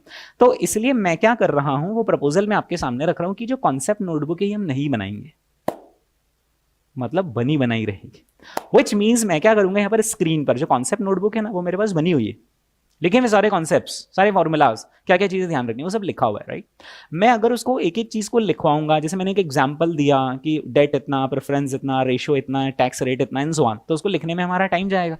उसकी जगह मैं उसको सीधे फ्लैश कर दूंगा यहाँ पर, तो आपका टाइम सेव हो गया, और वो जो नोटबुक है वो आपको मिल जाएगी, राइट। आपके पास दो चॉइस है ना, मतलब क्लास के अंदर तो हम उसको नहीं बनाएंगे, नहीं तो क्लास का टाइम ज्यादा जाएगा। आप चाहे तो सीधे जो मेरी बनी बनाई नोटबुक है वो आप यूज कर लें, आप चाहे तो फिर खुद से उसको घर पर नोट कर ले, खुद की कॉन्सेप्ट कॉपी बना ले, राइट। लेकिन जो मैं बनाकर दूंगा उससे अच्छी नहीं बन पाएगी आपकी, क्योंकि मैंने उसको वेल रिसर्च तरीके से और उसके अंदर डायग्राम्स, कार्टून्स और ये सारी चीजें भी डाल रखी है, राइट। तो कॉन्सेप्ट नोटबुक आपको प्री प्रिपेयर्ड मिलेगी, यानी पहले से ही मिल जाएगी। Is that clear? ठीक है, ओके। सॉल्यूशंस कॉपी जरूर हम बनाएंगे, तो उससे हमारी प्रैक्टिस हो जाएगी कि कॉन्सेप्ट हमको कैसे समझ में है। Is that clear? So this is how we are going to save some time, है ना, ओके दोस्तों। हाँ तो सर फाइनली ठीक है, अभी समझ में आ रहा है हमको कुछ कुछ। फाइनली ड्यूरेशन इस बैच में कितना लगेगा? सो आई एम एक्सपेक्टिंग कि हम 35 लेक्चर्स में इस बैच को कंप्लीट कर लेंगे। मैं 35 बोल रहा हूँ तो it could be anywhere between 35 to 40। थोड़ा सा मार्जिन मुझे इसलिए लेना पड़ रहा है क्योंकि मैं हार्ड डेडलाइन पर काम नहीं कर पाऊंगा, क्योंकि मुझे at the same time quality आपको वही देनी है जो कि रेगुलर बैच की, राइट। बट वही रेगुलर बैच को मुझे कम समय में करना है। But yes, I will make sure कि मुझे 2-3 लेक्चर ज्यादा लग जाए, I don't care, but quality retain होनी चाहिए, क्योंकि मेरे 2-3 लेक्चर मतलब 4-5-6 घंटे, पर मेरे 6 आवर्स आपके 6 मंथ्स सेव कर जाएं वो मेरे लिए ज्यादा इंपॉर्टेंट है। एग्जैक्टली। तो दोस्तों ये था हमारा एफएम का इंट्रोडक्शन। अब हम यहां पर देखते हैं कि हमें क्या पढ़ना है। चैप्टर्स मैंने पूरे के पूरे 9 चैप्टर्स आपको बता दिए हैं। We are starting with our first chapter, that is leverages. लेकिन इससे पहले कि मैं लेवरेजेस के चैप्टर की शुरुआत करूं दोस्तों, मैं यहां पर लेवरेजेस चैप्टर में आपको उसके पहले मैं आपको ना बेसिक्स सिखा देता हूं। क्या सिखा रहा हूं मैं आपको? बेसिक्स, है ना, ओके। तो एफएम से रिलेटेड बेसिक्स मुझे इसलिए सिखाने पड़ते हैं ताकि ऐसा नहीं हो कि किसी स्टूडेंट का बेसिक वीक हो और फिर उसको आगे की चीजें समझ में नहीं आए, राइट। तो हम बेसिक सीख रहे हैं, बहुत ही बेसिक है। ये रही कॉन्सेप्ट नोटबुक दोस्तों। ये नोटबुक आपको मिल जाएगी, आप चाहें तो इसी नोटबुक को यूज कर लें और आप चाहें तो उसको खुद से घर पे बना लें। जैसे क्या हुआ है, यहाँ पर मैंने एक इनकम स्टेटमेंट बना रखा है, राइट। तो हमारा लिखने का समय यहाँ पर सेव हो गया, हम इसको गो थ्रू पूरा करेंगे, ठीक है। चलिए दोस्तों, तो मैं एफएम में आपको बेसिक्स सिखा रहा हूं, है ना। जब मैं बेसिक्स सिखा रहा हूं तो इसमें कुछ बेसिक्स आपके कॉस्टिंग से भी आएंगे, जो ग्रुप 1 में कॉस्टिंग है ना वहां से भी आएंगे। लेकिन किसी ने ग्रुप 1 का कॉस्टिंग नहीं पढ़ रखा हो, वीक हो, व्हाटएवर, मैं ये मान के चल रहा हूं कि आप सीए फाउंडेशन के स्टूडेंट्स और मैं वैसे पढ़ा रहा हूं, तो कुछ कुछ ओवरले हो सकता है, रिपीटिशन हो सकता है। देखेंगे दोस्तों, इनकम स्टेटमेंट सबसे पहला नंबर क्या लिखा हुआ है, कैलकुलेटर के साथ तैयार। क्या लिखा हुआ है सबसे पहला नंबर? सेल्स। कितना? रुपीज 1000। सेल्स में से हम क्या माइनस करते हैं? Variable cost. Sir variable cost क्या होती है? दोस्तों अपन ब्रॉडली समझो कि 2 तरह की कॉस्ट होती है, एक होती है वेरिएबल और दूसरी होती है फिक्स। जैसे फॉर एग्जांपल ये जो कोचिंग क्लास है, जो हॉल है ना, ओके, इसका जो रेंट मैं पे कर रहा हूं वो रेंट क्या है? वो वेरिएबल है, वो फिक्स है। Fix irrespective of the number of students. आप 3 स्टूडेंट्स हैं या 300 स्टूडेंट्स हैं, मुझे तो रेंट कैसा? फिक्स पे करना है, राइट। तो कुछ ऐसी कॉस्ट होती है ऑर्गेनाइजेशन को, जब आप चलाते तो कुछ ऐसी कॉस्ट होती है जिसको इससे कोई फर्क नहीं पड़ता कि वॉल्यूम कितना है, राइट। तो ये कैसी कॉस्ट कहलाती है? फिक्स कॉस्ट कहलाती है, जिसको वॉल्यूम कितना उससे कोई फर्क नहीं पड़ता। लेकिन हाँ, जो आपको किताबें मिलेंगी, किताबों की कॉस्ट कैसी? किताबों की प्रिंटिंग की कॉस्ट कैसी? Variable. More students more printing cost, less students less printing cost. Is that clear? Okay. ये सपोज करो कि आप वीडियो से पढ़ रहे हो और हम आपको पार्सल डिस्पैच कर रहे हैं, कुरियर कर रहे हैं, कुरियर की कॉस्ट कैसी? वेरिएबल। ज्यादा कोरियर्स ज्यादा पैसा, कम कोरियर कम पैसा। तो आपको समझ में आया कि कभी भी किसी ऑर्गेनाइजेशन को रन करते हैं तो एक होती है वेरिएबल कॉस्ट, जो वॉल्यूम अप होता है तो वो भी बढ़ती है, और एक होती है फिक्स कॉस्ट, जिसको वॉल्यूम से कोई लेना देना नहीं है, राइट, ओके। एक चीज मैं आपसे क्लियर करना चाहूंगा कि variable cost per unit vary करती है या टोटल में वैरी करती है? पर यूनिट वैरी करती। अगर आप ऐसा सोचते हैं तो आप गलत हैं। फॉर एग्जाम्पल लेट अस से कि अल्फा एकेडमी की आपको किताबें मिली, किताब है ना। सपोज करो किताब की प्रिंटिंग कॉस्ट है 500 रुपीज, 500 रुपए, 500 रुपीज पर बुक। ओके। एक बुक प्रिंट करवाई कितने रुपए लगेंगे? 500। यस, 500। 2 बुक्स प्रिंट करवाई कितने रुपए लगे? 1000। 3 बुक्स में कितने लगे? 1500। 4 बुक्स में कितने लगे? 2000। अमाउंट बढ़ रहा है? यस। पर यूनिट बढ़ रहा है या टोटालिटी में बढ़ रहा है? टोटालिटी में बढ़ रहा है, टोटल कॉस्ट बढ़ती जा रही है, राइट। लेकिन पर यूनिट अभी भी मुझे जो 5वीं किताब भी प्रिंट करवानी रही, लगे तो उसके एक यूनिट के लिए कितने, 500 रुपए। तो जो वेरिएबल कॉस्ट होती है ना, वो पर यूनिट सेम होती है, variable cost per unit same होती है। टोटालिटी में जैसे जैसे वॉल्यूम बढ़ता है तो वो बढ़ती जाती है, राइट। सपोज करो कि मैं एक शॉपकीपर हूं जो आइसक्रीम खरीदकर बेचता हूं, आइसक्रीम खरीदता हूं और बेचता हूं, तो आइसक्रीम खरीदने की कॉस्ट वेरिएबल हुई या फिक्स हुई, वेरिएबल। क्योंकि मैं एक आइसक्रीम खरीदता हूं 20 रुपीज में, बेचता हूं 25 में। मैं एक आइसक्रीम खरीदूंगा 20 रुपीज लगेंगे, सेकंड आइसक्रीम में भी 20 लगेंगे, थर्ड में भी 20 लगेंगे, फोर्थ में भी 20 लगेंगे। पर यूनिट तो मुझे सेम लग रहा है, लेकिन टोटालिटी में वो अमाउंट बढ़ता जा रहा है। Is that clear? हाँ। तो variable cost per unit change होती है या variable cost per unit same रहती, पर यूनिट सेम रहती, लेकिन टोटल वेरिएबल कॉस्ट चेंज होती जाती। कैसे चेंज होती? वॉल्यूम बढ़ा, टोटल वेरिएबल कॉस्ट बढ़ी। ठीक है, चलो फिक्स कॉस्ट बताइए। Fix cost per unit change होती है या उसको यूनिट से कोई लेना देना ही नहीं, कोई लेना देना ही नहीं, उसको कोई लेना देना ही नहीं यूनिट से। यूनिट्स कितनी भी हो, मैंने तो इतना ही लगना है टोटालिटी में। तो फिक्स कॉस्ट टोटल में कैसी रहती है? सेम रहती है, फिक्स रहती है। Is that clear? ओके। तो इन कॉस्ट के नाम कैसे पड़े? इनके पर यूनिट के फीचर को देखकर पड़े या टोटल कॉस्ट को देखकर पड़े? Total cost. जो कॉस्ट टोटल में वेरी करे वो वेरिएबल कॉस्ट, जो कॉस्ट टोटल में फिक्स रहे वो फिक्स कॉस्ट। चलिए दोस्तों, सेल्स में से हमने क्या माइनस कर दिया? Variable cost. तो क्या बचा?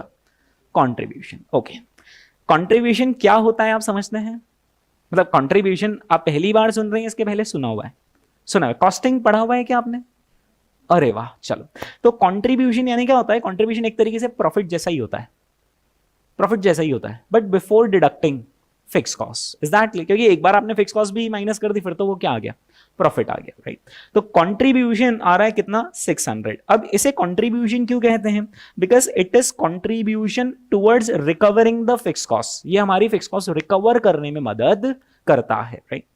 हाँ जी, 100 रुपीज का सेल्स करा हमने, 1000 रुपीज आए हमारे पास, उसमें से हमने 400 रुपीज किस नाम से खर्चा कर दिए? Variable cost. वेरिएबल कॉस्ट के एक दो एग्जांपल दीजिए। जैसे रॉ मटेरियल की कॉस्ट क्या होगी? वेरिएबल। ज्यादा प्रोडक्शन, ज्यादा सेल, ज्यादा रॉ मटेरियल। लेबर की कॉस्ट क्या होगी? Variable. Is that clear? Okay, चलो। अब जो बचा उसे क्या कहते हैं? कंट्रीब्यूशन। चलो, उसमें से हमने क्या और पे कर दिया? Fix cost. फिक्स कॉस्ट के 2-3 एग्जांपल्स दीजिए। फैक्ट्री का rent is a fix cost. अच्छा, जो सैलरी है, जो सुपरवाइजर की सैलरी हुई या जो सिक्योरिटी गार्ड्स हुए उनकी सैलरी हुई, उनको इससे कोई मतलब है क्या कि अंदर कितना प्रोडक्शन हुआ है? नहीं, उनको तो जो देना है वो देना है। नॉर्मली ऑफिस और एडमिनिस्ट्रेशन की कॉस्ट भी कैसी होती है? फिक्स। जो देना है सो देना है। तो ये सारे हो गए फिक्स कॉस्ट के एग्जाम्पल। ये पे कर दिया। अब हमारी जेब में कितने रुपए बचे हैं? 450। इस 450 को हम, अगर आप और मैं भी कॉस्टिंग पढ़ रहे होते तो हम इसे क्या बोलते? प्रॉफिट। याद करो वो दिन, है ना, मार्जिनल कॉस्ट शीट यहां पर आकर खत्म हो जाती है। यस।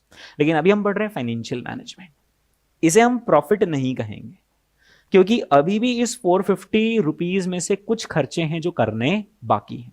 इसे हम बोलते हैं earnings before interest and taxes, क्योंकि इंटरेस्ट तो पे करना है ना, टैक्स तो पे करना है ना, इनकम टैक्स पे। ओके, हम इसे ऑपरेटिंग इनकम भी कह सकते हैं, है ना। वैसे ऑपरेटिंग इनकम और ईबीआईटी में बहुत हल्का सा डिफरेंस होता है, बट वो बहुत बाद में जाकर आएगा, है ना।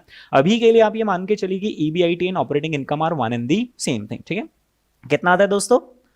450, राइट। ओके, अब हम इस पे क्या पे कर रहे हैं?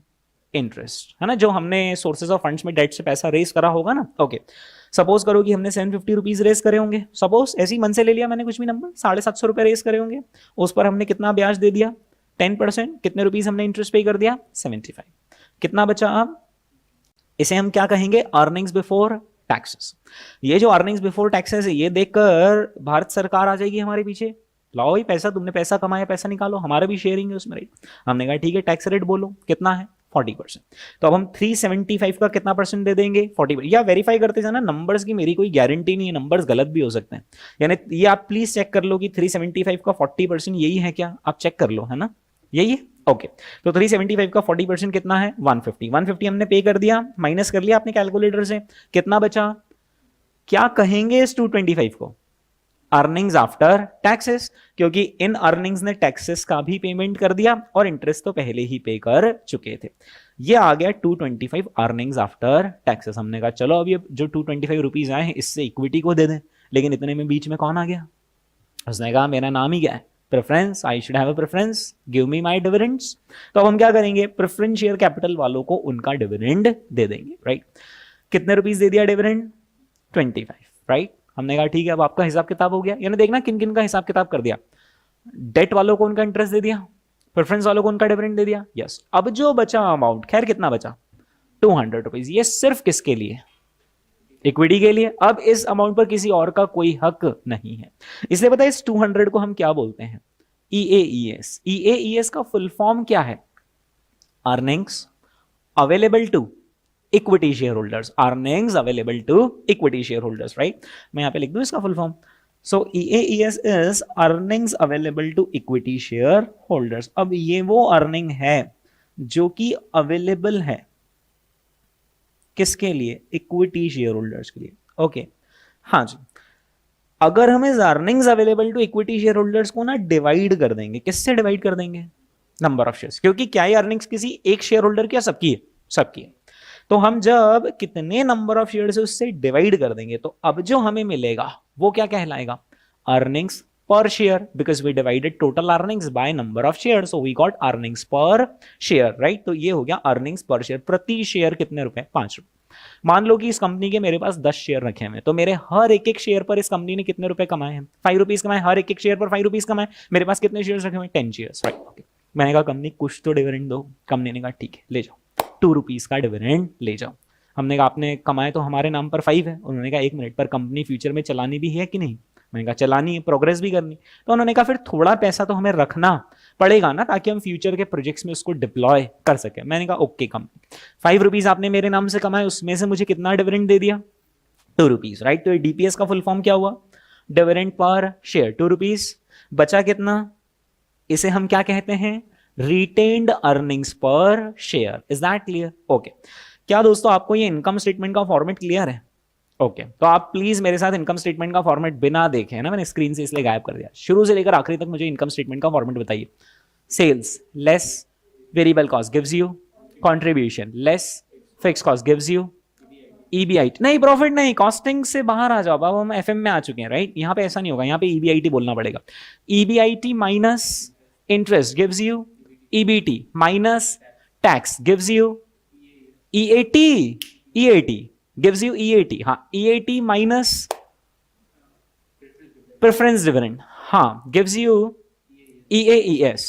EAES को हम डिवाइड किससे कर सकते हैं, नंबर ऑफ शेयर से, gives you EPS, earnings per share, उसमें से हम क्या पे कर देते हैं, डिविडेंड पर शेयर, DPS। तो क्या बचता है, retained earnings per share. Is that clear, okay. दोस्तों एक छोटा सा यहाँ पर रिवर्स कैलकुलेशन का क्वेश्चन है। सपोज करो कि किसी कंपनी का अर्निंग्स आफ्टर टैक्सेस कितना आ रहा है, 1000, टैक्स रेट कितना परसेंट है, 30%। तो आप मुझे बताइए कि अर्निंग्स बिफोर टैक्सेस कितना होगा, कितना आ जाएगा, 3000 या 1300,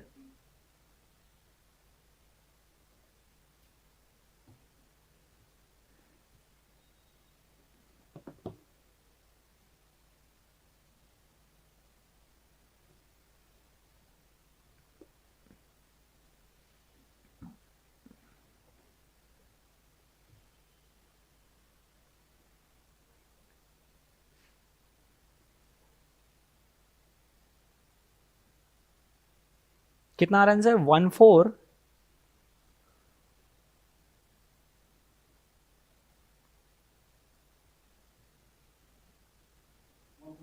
1428 आ रहा है आंसर, 1428.57, ओके 1428.57 है ना। देखना क्या है, मैंने सीधा क्वेश्चन पूछा, उल्टा पूछा, उल्टा पूछा, है ना। अब आप इस एग्जाम्पल पर आइए, देखो वही एक्चुअली सीधा सीधा तो बहुत आसान है, पूरी दुनिया कर लेगी, बट ICAI क्या करता है, घुमा के दे देता है। तो आपने दोनों तरफ आना चाहिए, हाँ जी। यहां पर सिर्फ इस एरिया पर फोकस करना, ये जो एरिया है ना सिर्फ आप इस पर फोकस करना, तो आपको ये कॉन्सेप्ट ही क्लियर हो जाएगा, ओके। अर्निंग्स बिफोर टैक्स कितना है, 375, इस एग्जाम्पल पर आ जाओ, है ना। 40%, मतलब देखो यार सरकार भी टैक्स किस पर लेगी, जो आप कमाओगे उस पर लेगी टैक्स। तो जो आपकी बिफोर टैक्स इनकम आ रही वो 375, सरकार ने क्या किया, उसका 40% आपसे ले लिया। तो 375 का 40% कितना होता है, 150, ले लिया टैक्स आपसे। अब जो बचा उसे हम शान से क्या कह सकते हैं, अर्निंग्स आफ्टर टैक्सेस। क्या मैं ऐसा लिख सकता हूं, देखना, कि मैंने जो भी कमाया जितने भी रुपए कमाए, let that be denoted by that, let that be equivalent to कितना परसेंट, 100%। जो भी मैंने कमाया उसका कितना परसेंट उन्होंने टैक्स ले लिया, बचा कितना परसेंट। सो कैन आई से कि ये जो 225 रुपीज का अमाउंट है, it is equivalent to 60% of 375। करके देख लो, करके देख लो, 375 का अगर आप 60% निकालोगे तो यही आएगा। भाई सिंपल सी बात है ना, कि मैंने जो भी कमाया यहां पर उसका 40% आपने मुझसे टैक्स ले लिया, अब बचेगा ही कितना, 60%, राइट। अब ना क्या हुआ दोस्तों कि मैंने ये सारे अमाउंट गायब कर दिए।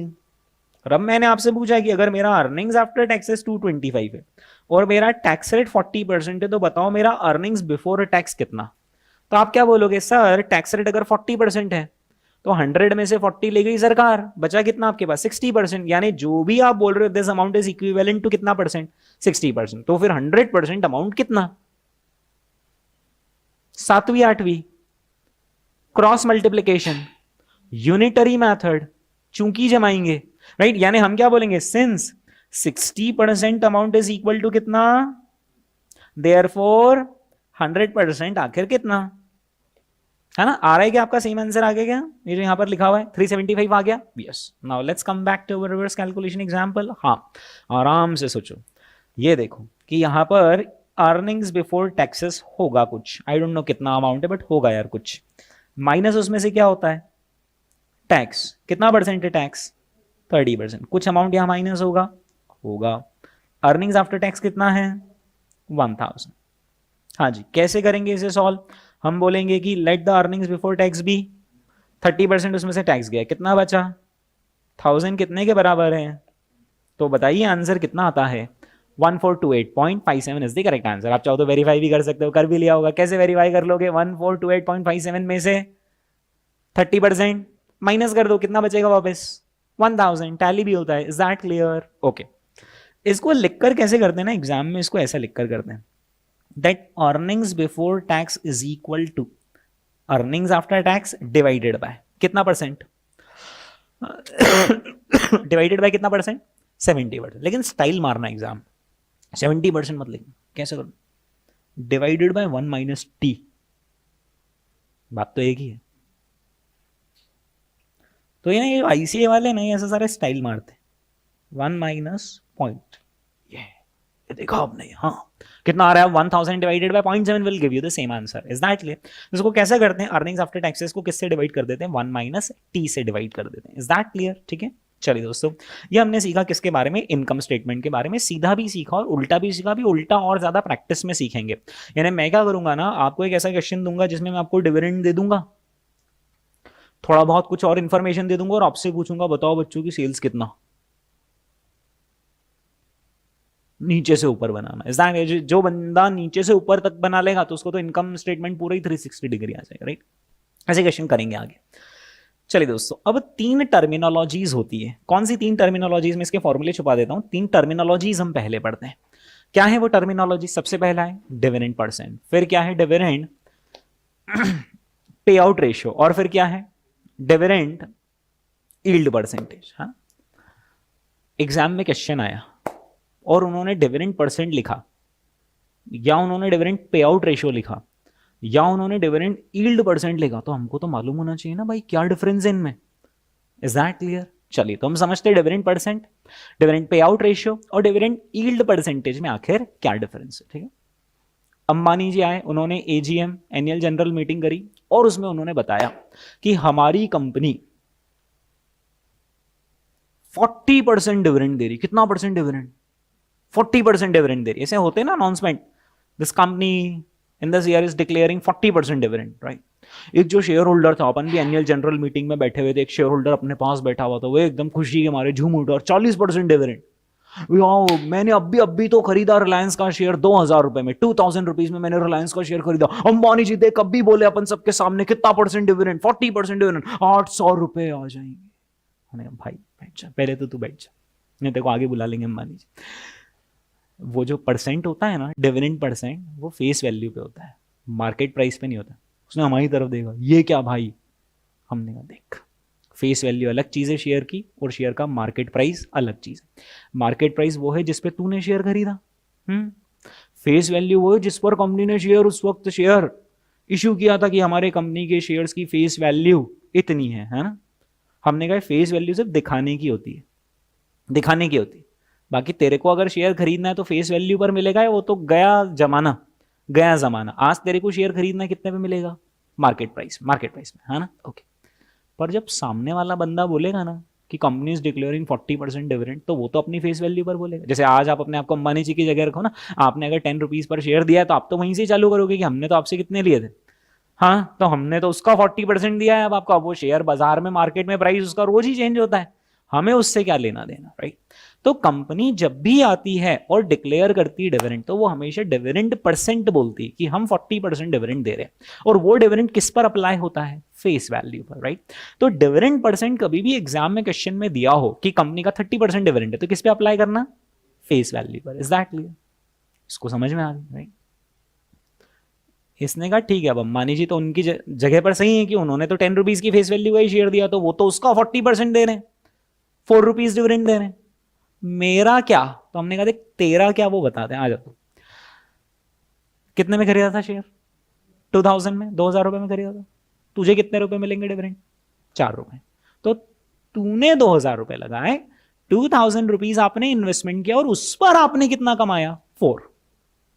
तो आपका रिटर्न 40% नहीं है, वो जो बंदा बोल रहा है फेस वैल्यू पर बोल रहा है, आपका रिटर्न किस पर निकलेगा, 2000 पर जो आपने लगाया मार्केट प्राइस। यस, इसे हम कहते हैं डिविडेंड यील्ड परसेंटेज। क्या कहते हैं, डिविडेंड यील्ड परसेंटेज। एक बात मैं आपको पहले ही बता दूं, ये जो यील्ड वर्ड है, ये यील्ड वर्ड आपके लिए नया है या इसके पहले भी आपने कभी जिंदगी में यील्ड वर्ड तो सुना हुआ है, यील्ड वर्ड इसके पहले वाली जिंदगी में कभी तो सुना होगा ना। यस, कॉस्टिंग में सुना होगा शायद।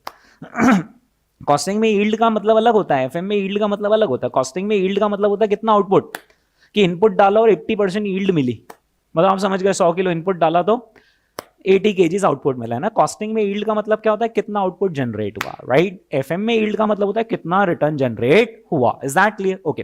तो डिविडेंड यील्ड परसेंटेज का मतलब होता है कि मैंने कितना रुपया लगाया, उस पर कितना आखिर रिटर्न जनरेट हुआ, राइट।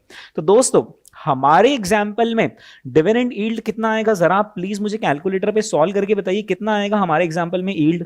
तो डिविडेंड कितना था,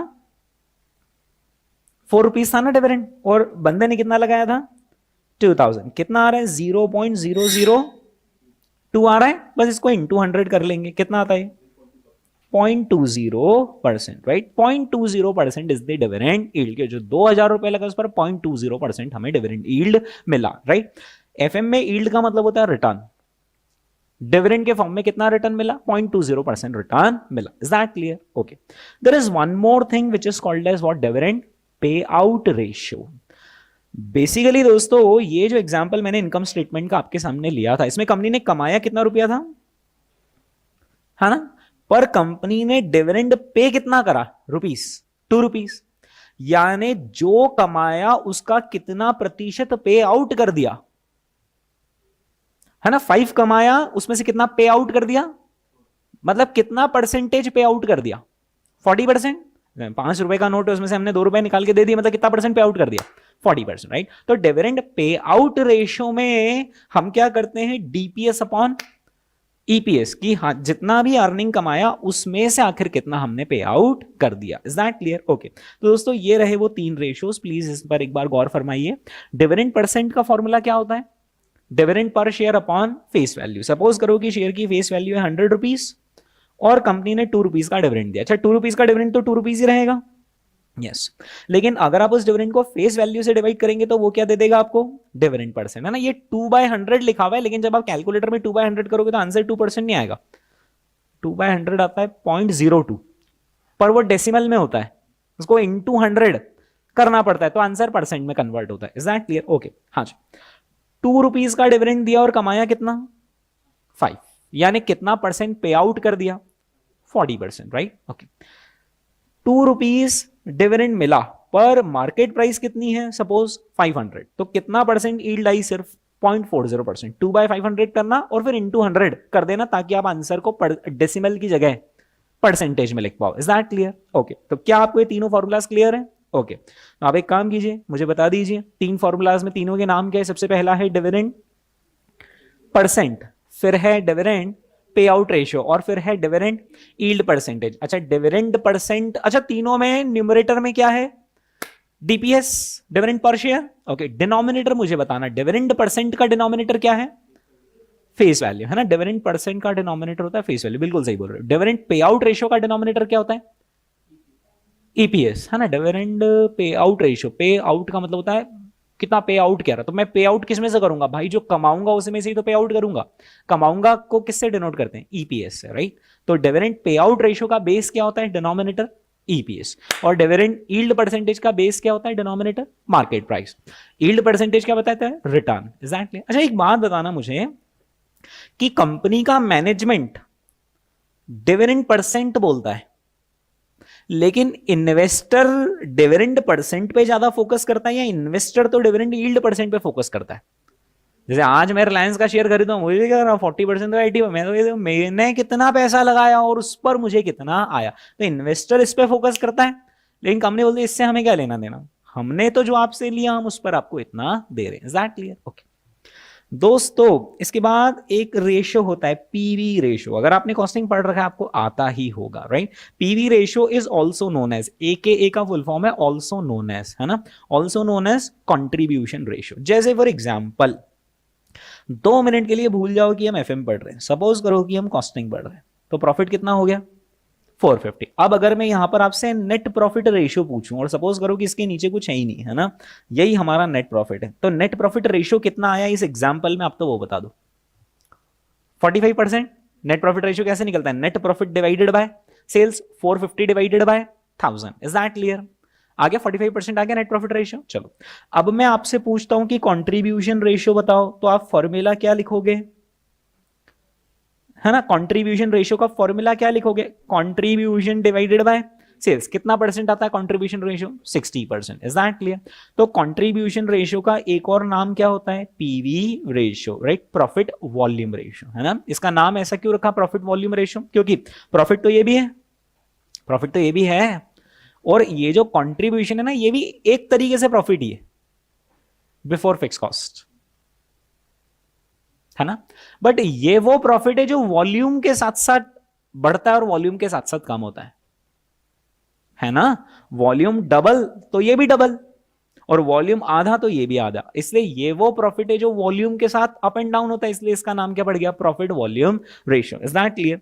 तो प्रॉफिट वॉल्यूम रेशियो का फॉर्मूला क्या होगा? Contribution upon sales. Profit volume ratio का फॉर्मूला होता है कंट्रीब्यूशन अपॉन सेल्स, उसे हम कंट्रीब्यूशन रेशियो भी कहते हैं, PV ratio. Is that clear? ठीक है, ओके।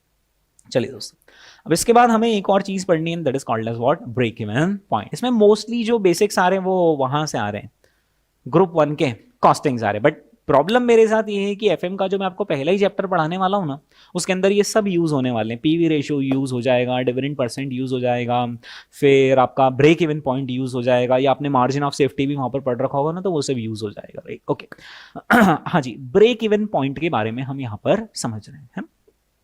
सपोज करो कि एक बिजनेस है, मैंने एक बिजनेस शुरू किया, है ना, और मान लो कि मैं आइसक्रीम सेल करने का बिजनेस करता हूं, है ना। मैं सपोज करो कि आइसक्रीम परचेज करता हूं 20 रुपीज में, और आइसक्रीम सेल करता हूं मैं 30 में, ठीक है। चलो, तो मैं आइसक्रीम खरीद कितने में रहा हूं? 20 में। मैं आइसक्रीम सेल कितने में कर रहा हूं? 30 में, ठीक है। तो सेलिंग प्राइस पर यूनिट हो गई 30, और मेरी जो परचेज प्राइस है वो कितनी हो गई? 20 रुपीज पर यूनिट, है ना। अच्छा, एक बात बताइए कि ये जो 20 रुपीज पर यूनिट की जो मेरी कॉस्ट है, जो मैं आइसक्रीम खरीद रहा हूं, वो मेरी फिक्स कॉस्ट है या फिर वो मेरी वेरिएबल कॉस्ट है? वेरिएबल है, क्योंकि मैंने खरीदी तो लगेगी, नहीं खरीदी तो नहीं लगेगी। एक आइसक्रीम खरीदी 20 रुपए लगेंगे, 2 आइसक्रीम खरीदी 40 रुपए लगेंगे, सो ऑन, ओके। लेकिन ये जो शॉप है इसका मुझे किराया देना पड़ता है। सपोज करो कि इसका रेंट है 6000 रुपीज। ओके, पहला दिन था, मैंने शॉप का शटर ओपन किया, है ना। मेरे कौन सी कॉस्ट तो लग गई? फिक्स कॉस्ट लग गई मेरी 6000। मैंने शॉप का शटर ओपन करा, इस महीने का किराया मेरा गया, 6000 रुपए गए। मैं शॉप ओपन करके 2 घंटे से बैठा हूं, एक ग्राहक नहीं। सामने से एक लड़का उछलता कूदता मेरे शॉप की तरफ आ रहा है और मुझे बोला एक आइसक्रीम दे दो। खुशी होगी मेरे चेहरे पर? यस। कितने रुपए की खुशी होगी? वो एक आइसक्रीम ले रहा है, कितने रुपए की खुशी होगी? 30 रुपीज की खुशी होगी मेरे चेहरे पर, या 30 में से 20 तो देना ही है, देना ही है। या मैं इधर आइसक्रीम बेचूंगा, मुझे उधर से आइसक्रीम लेनी पड़ेगी। Is that clear? तो अल्टीमेटली वो 30 रुपए से दिखा रहा है 10-10 के 3 नोट, पर मेरी नजर सिर्फ वो 10 के एक ही नोट पर है, क्योंकि बचे हुए 10-10 के 2 नोट तो मुझे सामने वाले को देने से, जितने ग्राहक आते जाएंगे 30-30-30 देते जाएंगे, बट उसमें से मुझे 20-20-20-20-20 पास ऑन करते जाना है। तो मेरा कॉन्ट्रीब्यूशन पर यूनिट कितना है? कॉन्ट्रीब्यूशन पर यूनिट कितना है मेरा? 10 रुपीज। गल्ले में 10 रुपए आ गए। 6,000 रुपीज तो मेरे गए थे। 6,000 रुपए का गड्ढा तो मैंने खोद ही दिया था पहले दिन। जैसे ही बिजनेसमैन शुरू करता है काम, तो फिक्स कॉस्ट तो उसका मीटर शुरू हो ही जाता है, राइट? 10 रुपए आते, बोला कॉन्ट्रीब्यूशन आया। क्यों आया contribution? Towards recovery of fix cost. यार चलो, 6,000 रुपए की फिक्स कॉस्ट थी, 10 रुपए तो रिकवर हुए। एक और लड़का आया, उसने और 30 रुपए दिए, उसमें से 20 रुपीज तो वापस से आइसक्रीम खरीदने में चल जाएंगे, 10 रुपए और आए, इसलिए इसका नाम है contribution. Selling price per unit minus variable cost per unit को क्या बोलते हैं? कॉन्ट्रीब्यूशन। कितना है मेरा कॉन्ट्रीब्यूशन पर यूनिट? 10 रुपीज। भगवान की तस्वीर मैंने शॉप पर लगा रखी, लगानी पड़ती है, राइट? उससे ही सब चलता है। हे भगवान, मेरे मन में कोई लालच नहीं है, पर मैं ये चाहता हूं, मैं भले ही कमाऊं नहीं कुछ, लेकिन मैं ये चाहता हूं कि कम से कम मैंने जितने लगाए उतने तो निकल जाए। भगवान उधर से आवाज आई, वत्स बोलो, आकाशवाणी, वत्स बोलो, कितनी यूनिट्स बेचेंगे तो तुम्हारा नुकसान नहीं होगा? हमने कहा मौका है, फटाफट बोल दो, कितनी यूनिट्स बोलेंगे? 600 यूनिट्स। क्योंकि जिस दिन मैंने 600 यूनिट्स ऑफ आइसक्रीम बेच दी, 10 रुपीज करके कितने इकट्ठे हो जाएंगे कॉन्ट्रीब्यूशन? 6,000 रुपीज का कॉन्ट्रीब्यूशन इकट्ठा हो जाएगा, हाँ, जिससे मैं 6,000 की फिक्स कॉस्ट दे पाऊंगा। हे भगवान धन्यवाद। कुछ कमाया तो नहीं, पर कुछ गवाया भी नहीं। Is that clear? दोस्तों, जो 600 यूनिट्स भगवान जी ने आपसे पूछा था, उसे हम टेक्निकली क्या कहते हैं?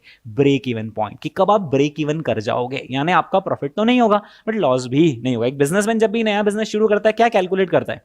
क्या मेरा ब्रेक इवन कब आएगा, ताकि एटलीस्ट ऐसा नहीं हो घर से पैसा लाना पड़ जाए। Is that clear? अच्छा, कोई आपसे ब्रेक इवन पॉइंट का फॉर्मूला पूछे, आप क्या बोलेंगे?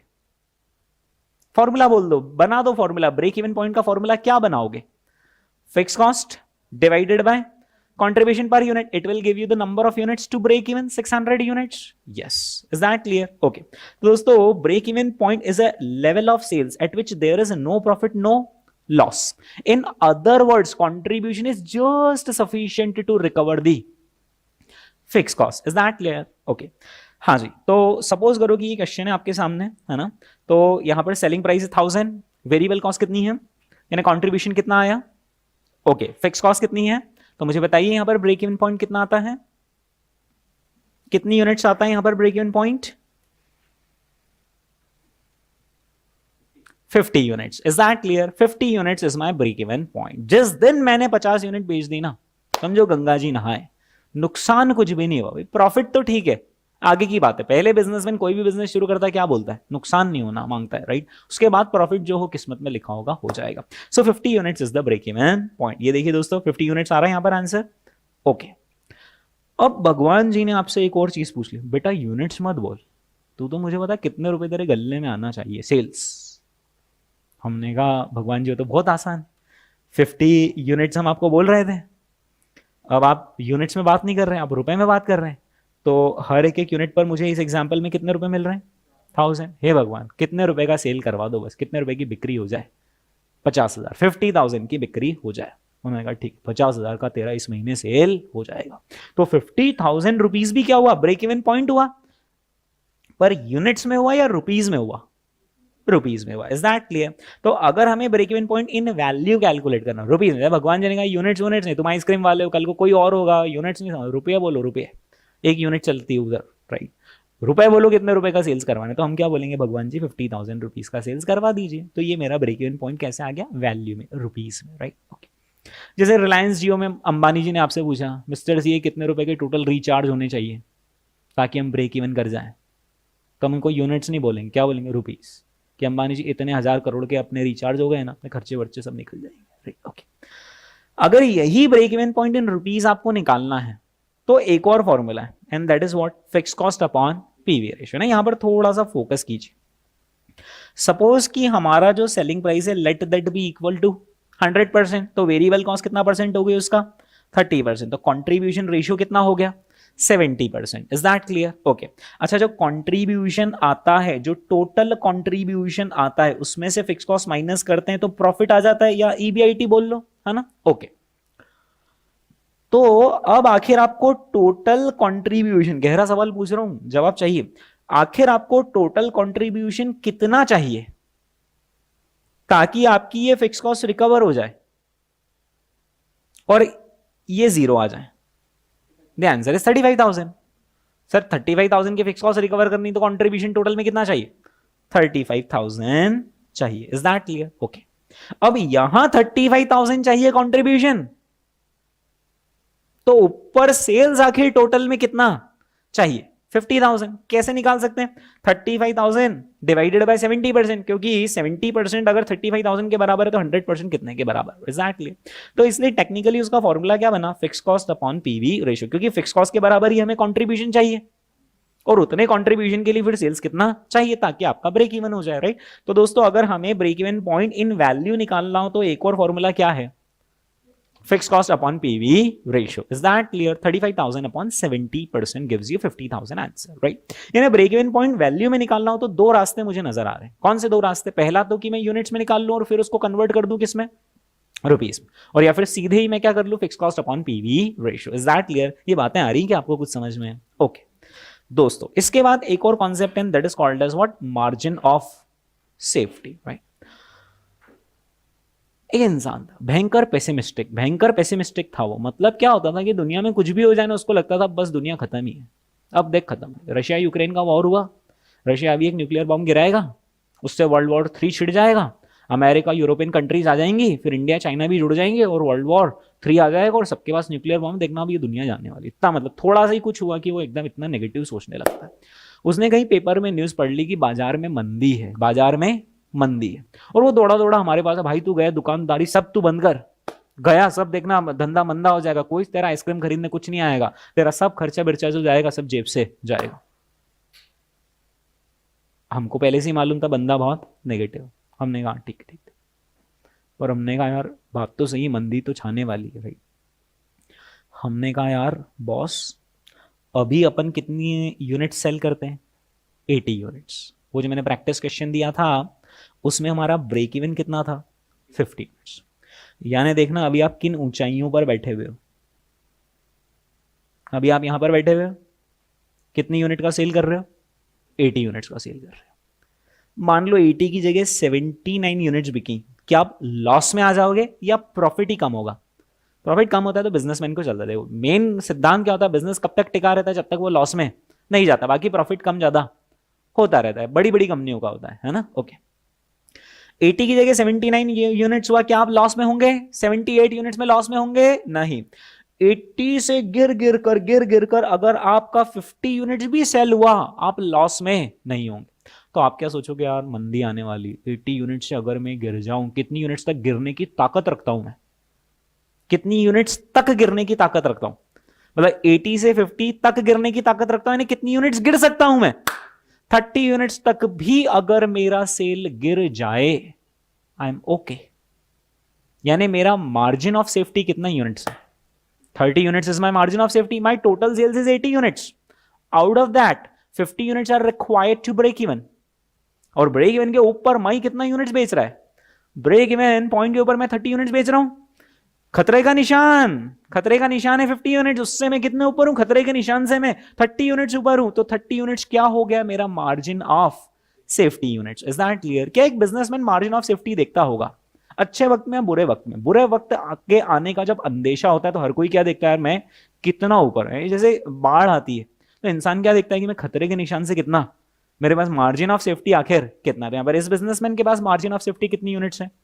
30 यूनिट्स। अगर आपसे कोई फॉर्मूला बनाने का बोले मार्जिन ऑफ सेफ्टी की, यूनिट्स का फॉर्मूला बताओ, तो क्या बोलेंगे आप?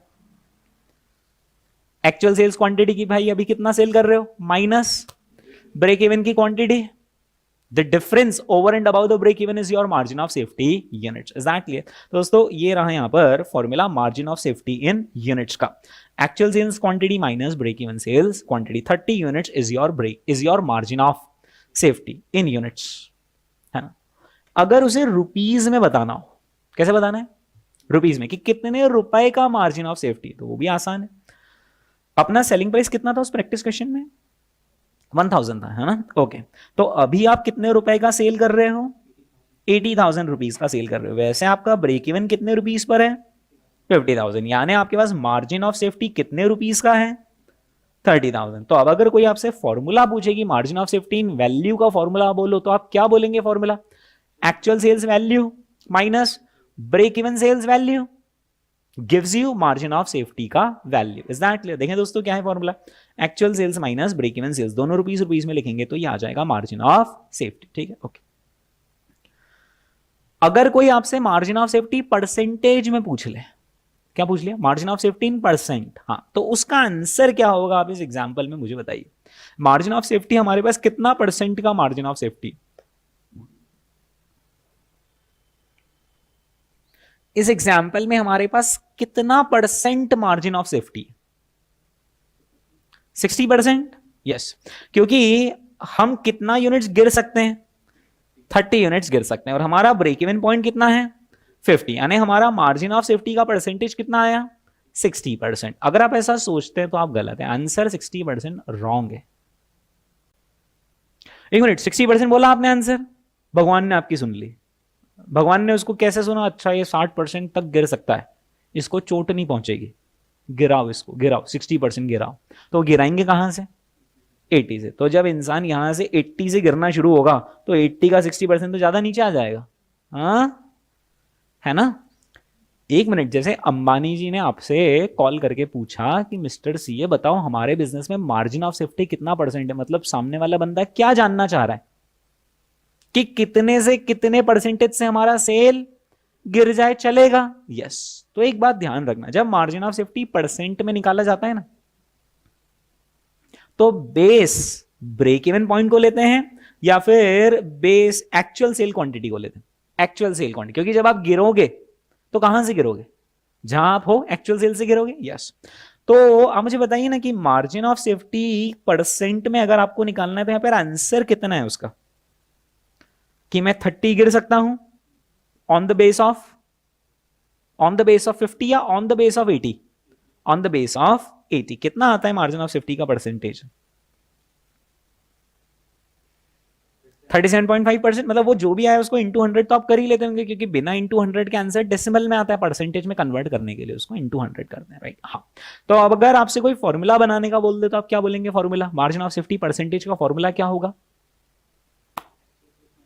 Actual sales minus break even sales gives you MOS upon actual sales. Is that clear? तो एक बात ये हमेशा ध्यान रखना कि margin of safety in percentage जब भी निकालते तो डिनोमिनेटर में ब्रेक इवन आता है, या डिनोमिनेटर यानी बेस एक्चुअल होता है। बेस एक्चुअल होता है, क्यों होता है? क्योंकि जब गिरते हो आप तो कहां से गिरते हो? एक्चुअल से गिरते हो। Is that clear? ओके। हाँ, अगर यूनिट्स में निकालना हो तो यूनिट्स यूनिट्स यूनिट्स, और अगर रुपीज लेना हो तो rupees rupees rupees. Actual sales in rupees 80,000 minus break even sales in rupees 50,000 upon actual sales, it will give you the same answer. Answer सेम आएगा परसेंटेज में। Is that clear? ठीक है, चलिए दोस्तों। हाँ जी, तो बेसिक्स को हमने यहां पर फिनिश किया है। तो बेसिक्स के हमने दो कॉन्सेप्ट आखिरी में पढ़े, एक तो हमने ब्रेक इवन पढ़ा और दूसरा हमने मार्जिन ऑफ सेफ्टी पढ़ा, है ना? ब्रेक इवन अगर कोई आपसे बोले, जैसे आपकी क्लास छूटी मान लो, है ना, उन्होंने रोक के आपको पूछ लिया क्या पढ़ा होता, हमने आज एफएम के बेसिक्स पढ़े, क्या क्या पढ़ा बेसिक्स में? हमने कहा एक तो हमने सबसे पहले तो सर ने पढ़ाया था कि फाइनेंशियल मैनेजमेंट क्या होता है, उसकी डेफिनेशन बताया था, ऐसे ऐसे कुछ कर रहे थे सर, राइट? ओके। फिर उसके बाद सर ने सारा चैप्टर्स बताया, क्या चैप्टर्स है, अच्छा चैप्टर्स भी आपको ऐसे कनेक्टेड बताए मैंने पूरा बैलेंस शीट के आसपास, है ना? ओके। फिर उसके बाद सर ने ना बेसिक्स बताया, बेसिक्स में क्या क्या बताया सर ने, बताओ जल्दी। इनकम स्टेटमेंट का पूरा फॉर्मेट बताया, इनकम स्टेटमेंट शुरू कहाँ से होता है? सेल से, और आखिरी में सबसे आखिरी नंबर क्या था? रिटेन्ड अर्निंग्स, है ना, वो पूरा फ्लो, राइट? ओके। फिर उसके बाद ना सर ने हमको समझाया कि डिविडेंड में भी तीन तीन तरह की चीज़ें होती है, एक तो होता है डिविडेंड परसेंट, एक होता है डिविडेंड पे आउट रेशियो, एक होता है डिविडेंड यील्ड परसेंट है। वो क्या बात कर रहे हैं, इन तीनों में क्या डिफरेंस है बताओ? हमने कहा डिविडेंड परसेंट यानी कि DPS upon face value, dividend pay out ratio यानी कि डीपीएस अपॉन ईपीएस, अर्निंग्स में से पे आउट करते हैं, और डिविडेंड यील्ड परसेंटेज यानी कि dividend per share upon market. हमने कहा अच्छा अच्छा चल बताओ और क्या बताया? फिर बोले कि सर ने ना पीवी रेशियो बताया, ये क्या होता है पीवी रेशियो? हमने कहा it is also known as contribution ratio, ये क्या होता है? फॉर्मूला क्या है, contribution upon sales, it gives you PV ratio, profit volume ratio. जैसे नेट प्रॉफिट रेशियो होता है ना, वैसे पीवी रेशियो होता है। Is that clear? Net profit में नेट प्रॉफिट लेते हैं, यहाँ पर कंट्रीब्यूशन लेते हैं। और क्या क्या पढ़ा है फिर ना, वो सर ने क्या बताया सर ने, इसके बाद ये हो गया अपना पीवी रेशियो है ना, फिर सीधे ब्रेक इवन ही पढ़ा है मैंने। ब्रेक इवन है ना, हाँ हाँ ब्रेक इवन पढ़ा है, और मार्जिन ऑफ सेफ्टी। ये क्या होता है ब्रेक इवन? डेफिनेशन बोलो break even. Break even is a level of sales where there is no profit no loss. In other words, बिना देखे बोलना है दोस्तों, in other words contribution is just sufficient to meet the fixed cost, right? अच्छा आता है break even point calculate करना? हमने कहा हाँ। कैसे कैलकुलेट करते हैं break even point? Fix cost upon contribution per unit, selling price लेना, वेरिएबल कॉस्ट माइनस करना, बचेगा क्या? कंट्रीब्यूशन पर यूनिट, है ना। इतना आप एक एक यूनिट पर कंट्रीब्यूशन कमाते हो, और टोटल आपको कितना कमाना है, फिक्स कॉस्ट जितना कमाना है, fix cost divided by contribution per unit. ऐसा करके आपको नंबर ऑफ यूनिट्स मिल जाएंगी कि इतनी यूनिट्स भगवान बिक जाए, उस पर वो कंट्रीब्यूशन आ जाएगा और हमारी फिक्स कॉस्ट रिकवर हो जाएगा। उन्होंने कहा अगर रुपीस में निकालना हो ब्रेक इवन तो कैसे निकालोगे? तो हमने कहा दो चीजें, अभी अभी आपने पूछा ब्रेक इवन यूनिट्स में, मैं उसी को यूज करता हूं। ब्रेक इवन की यूनिट्स ली और मल्टीप्लाई किससे कर दिया?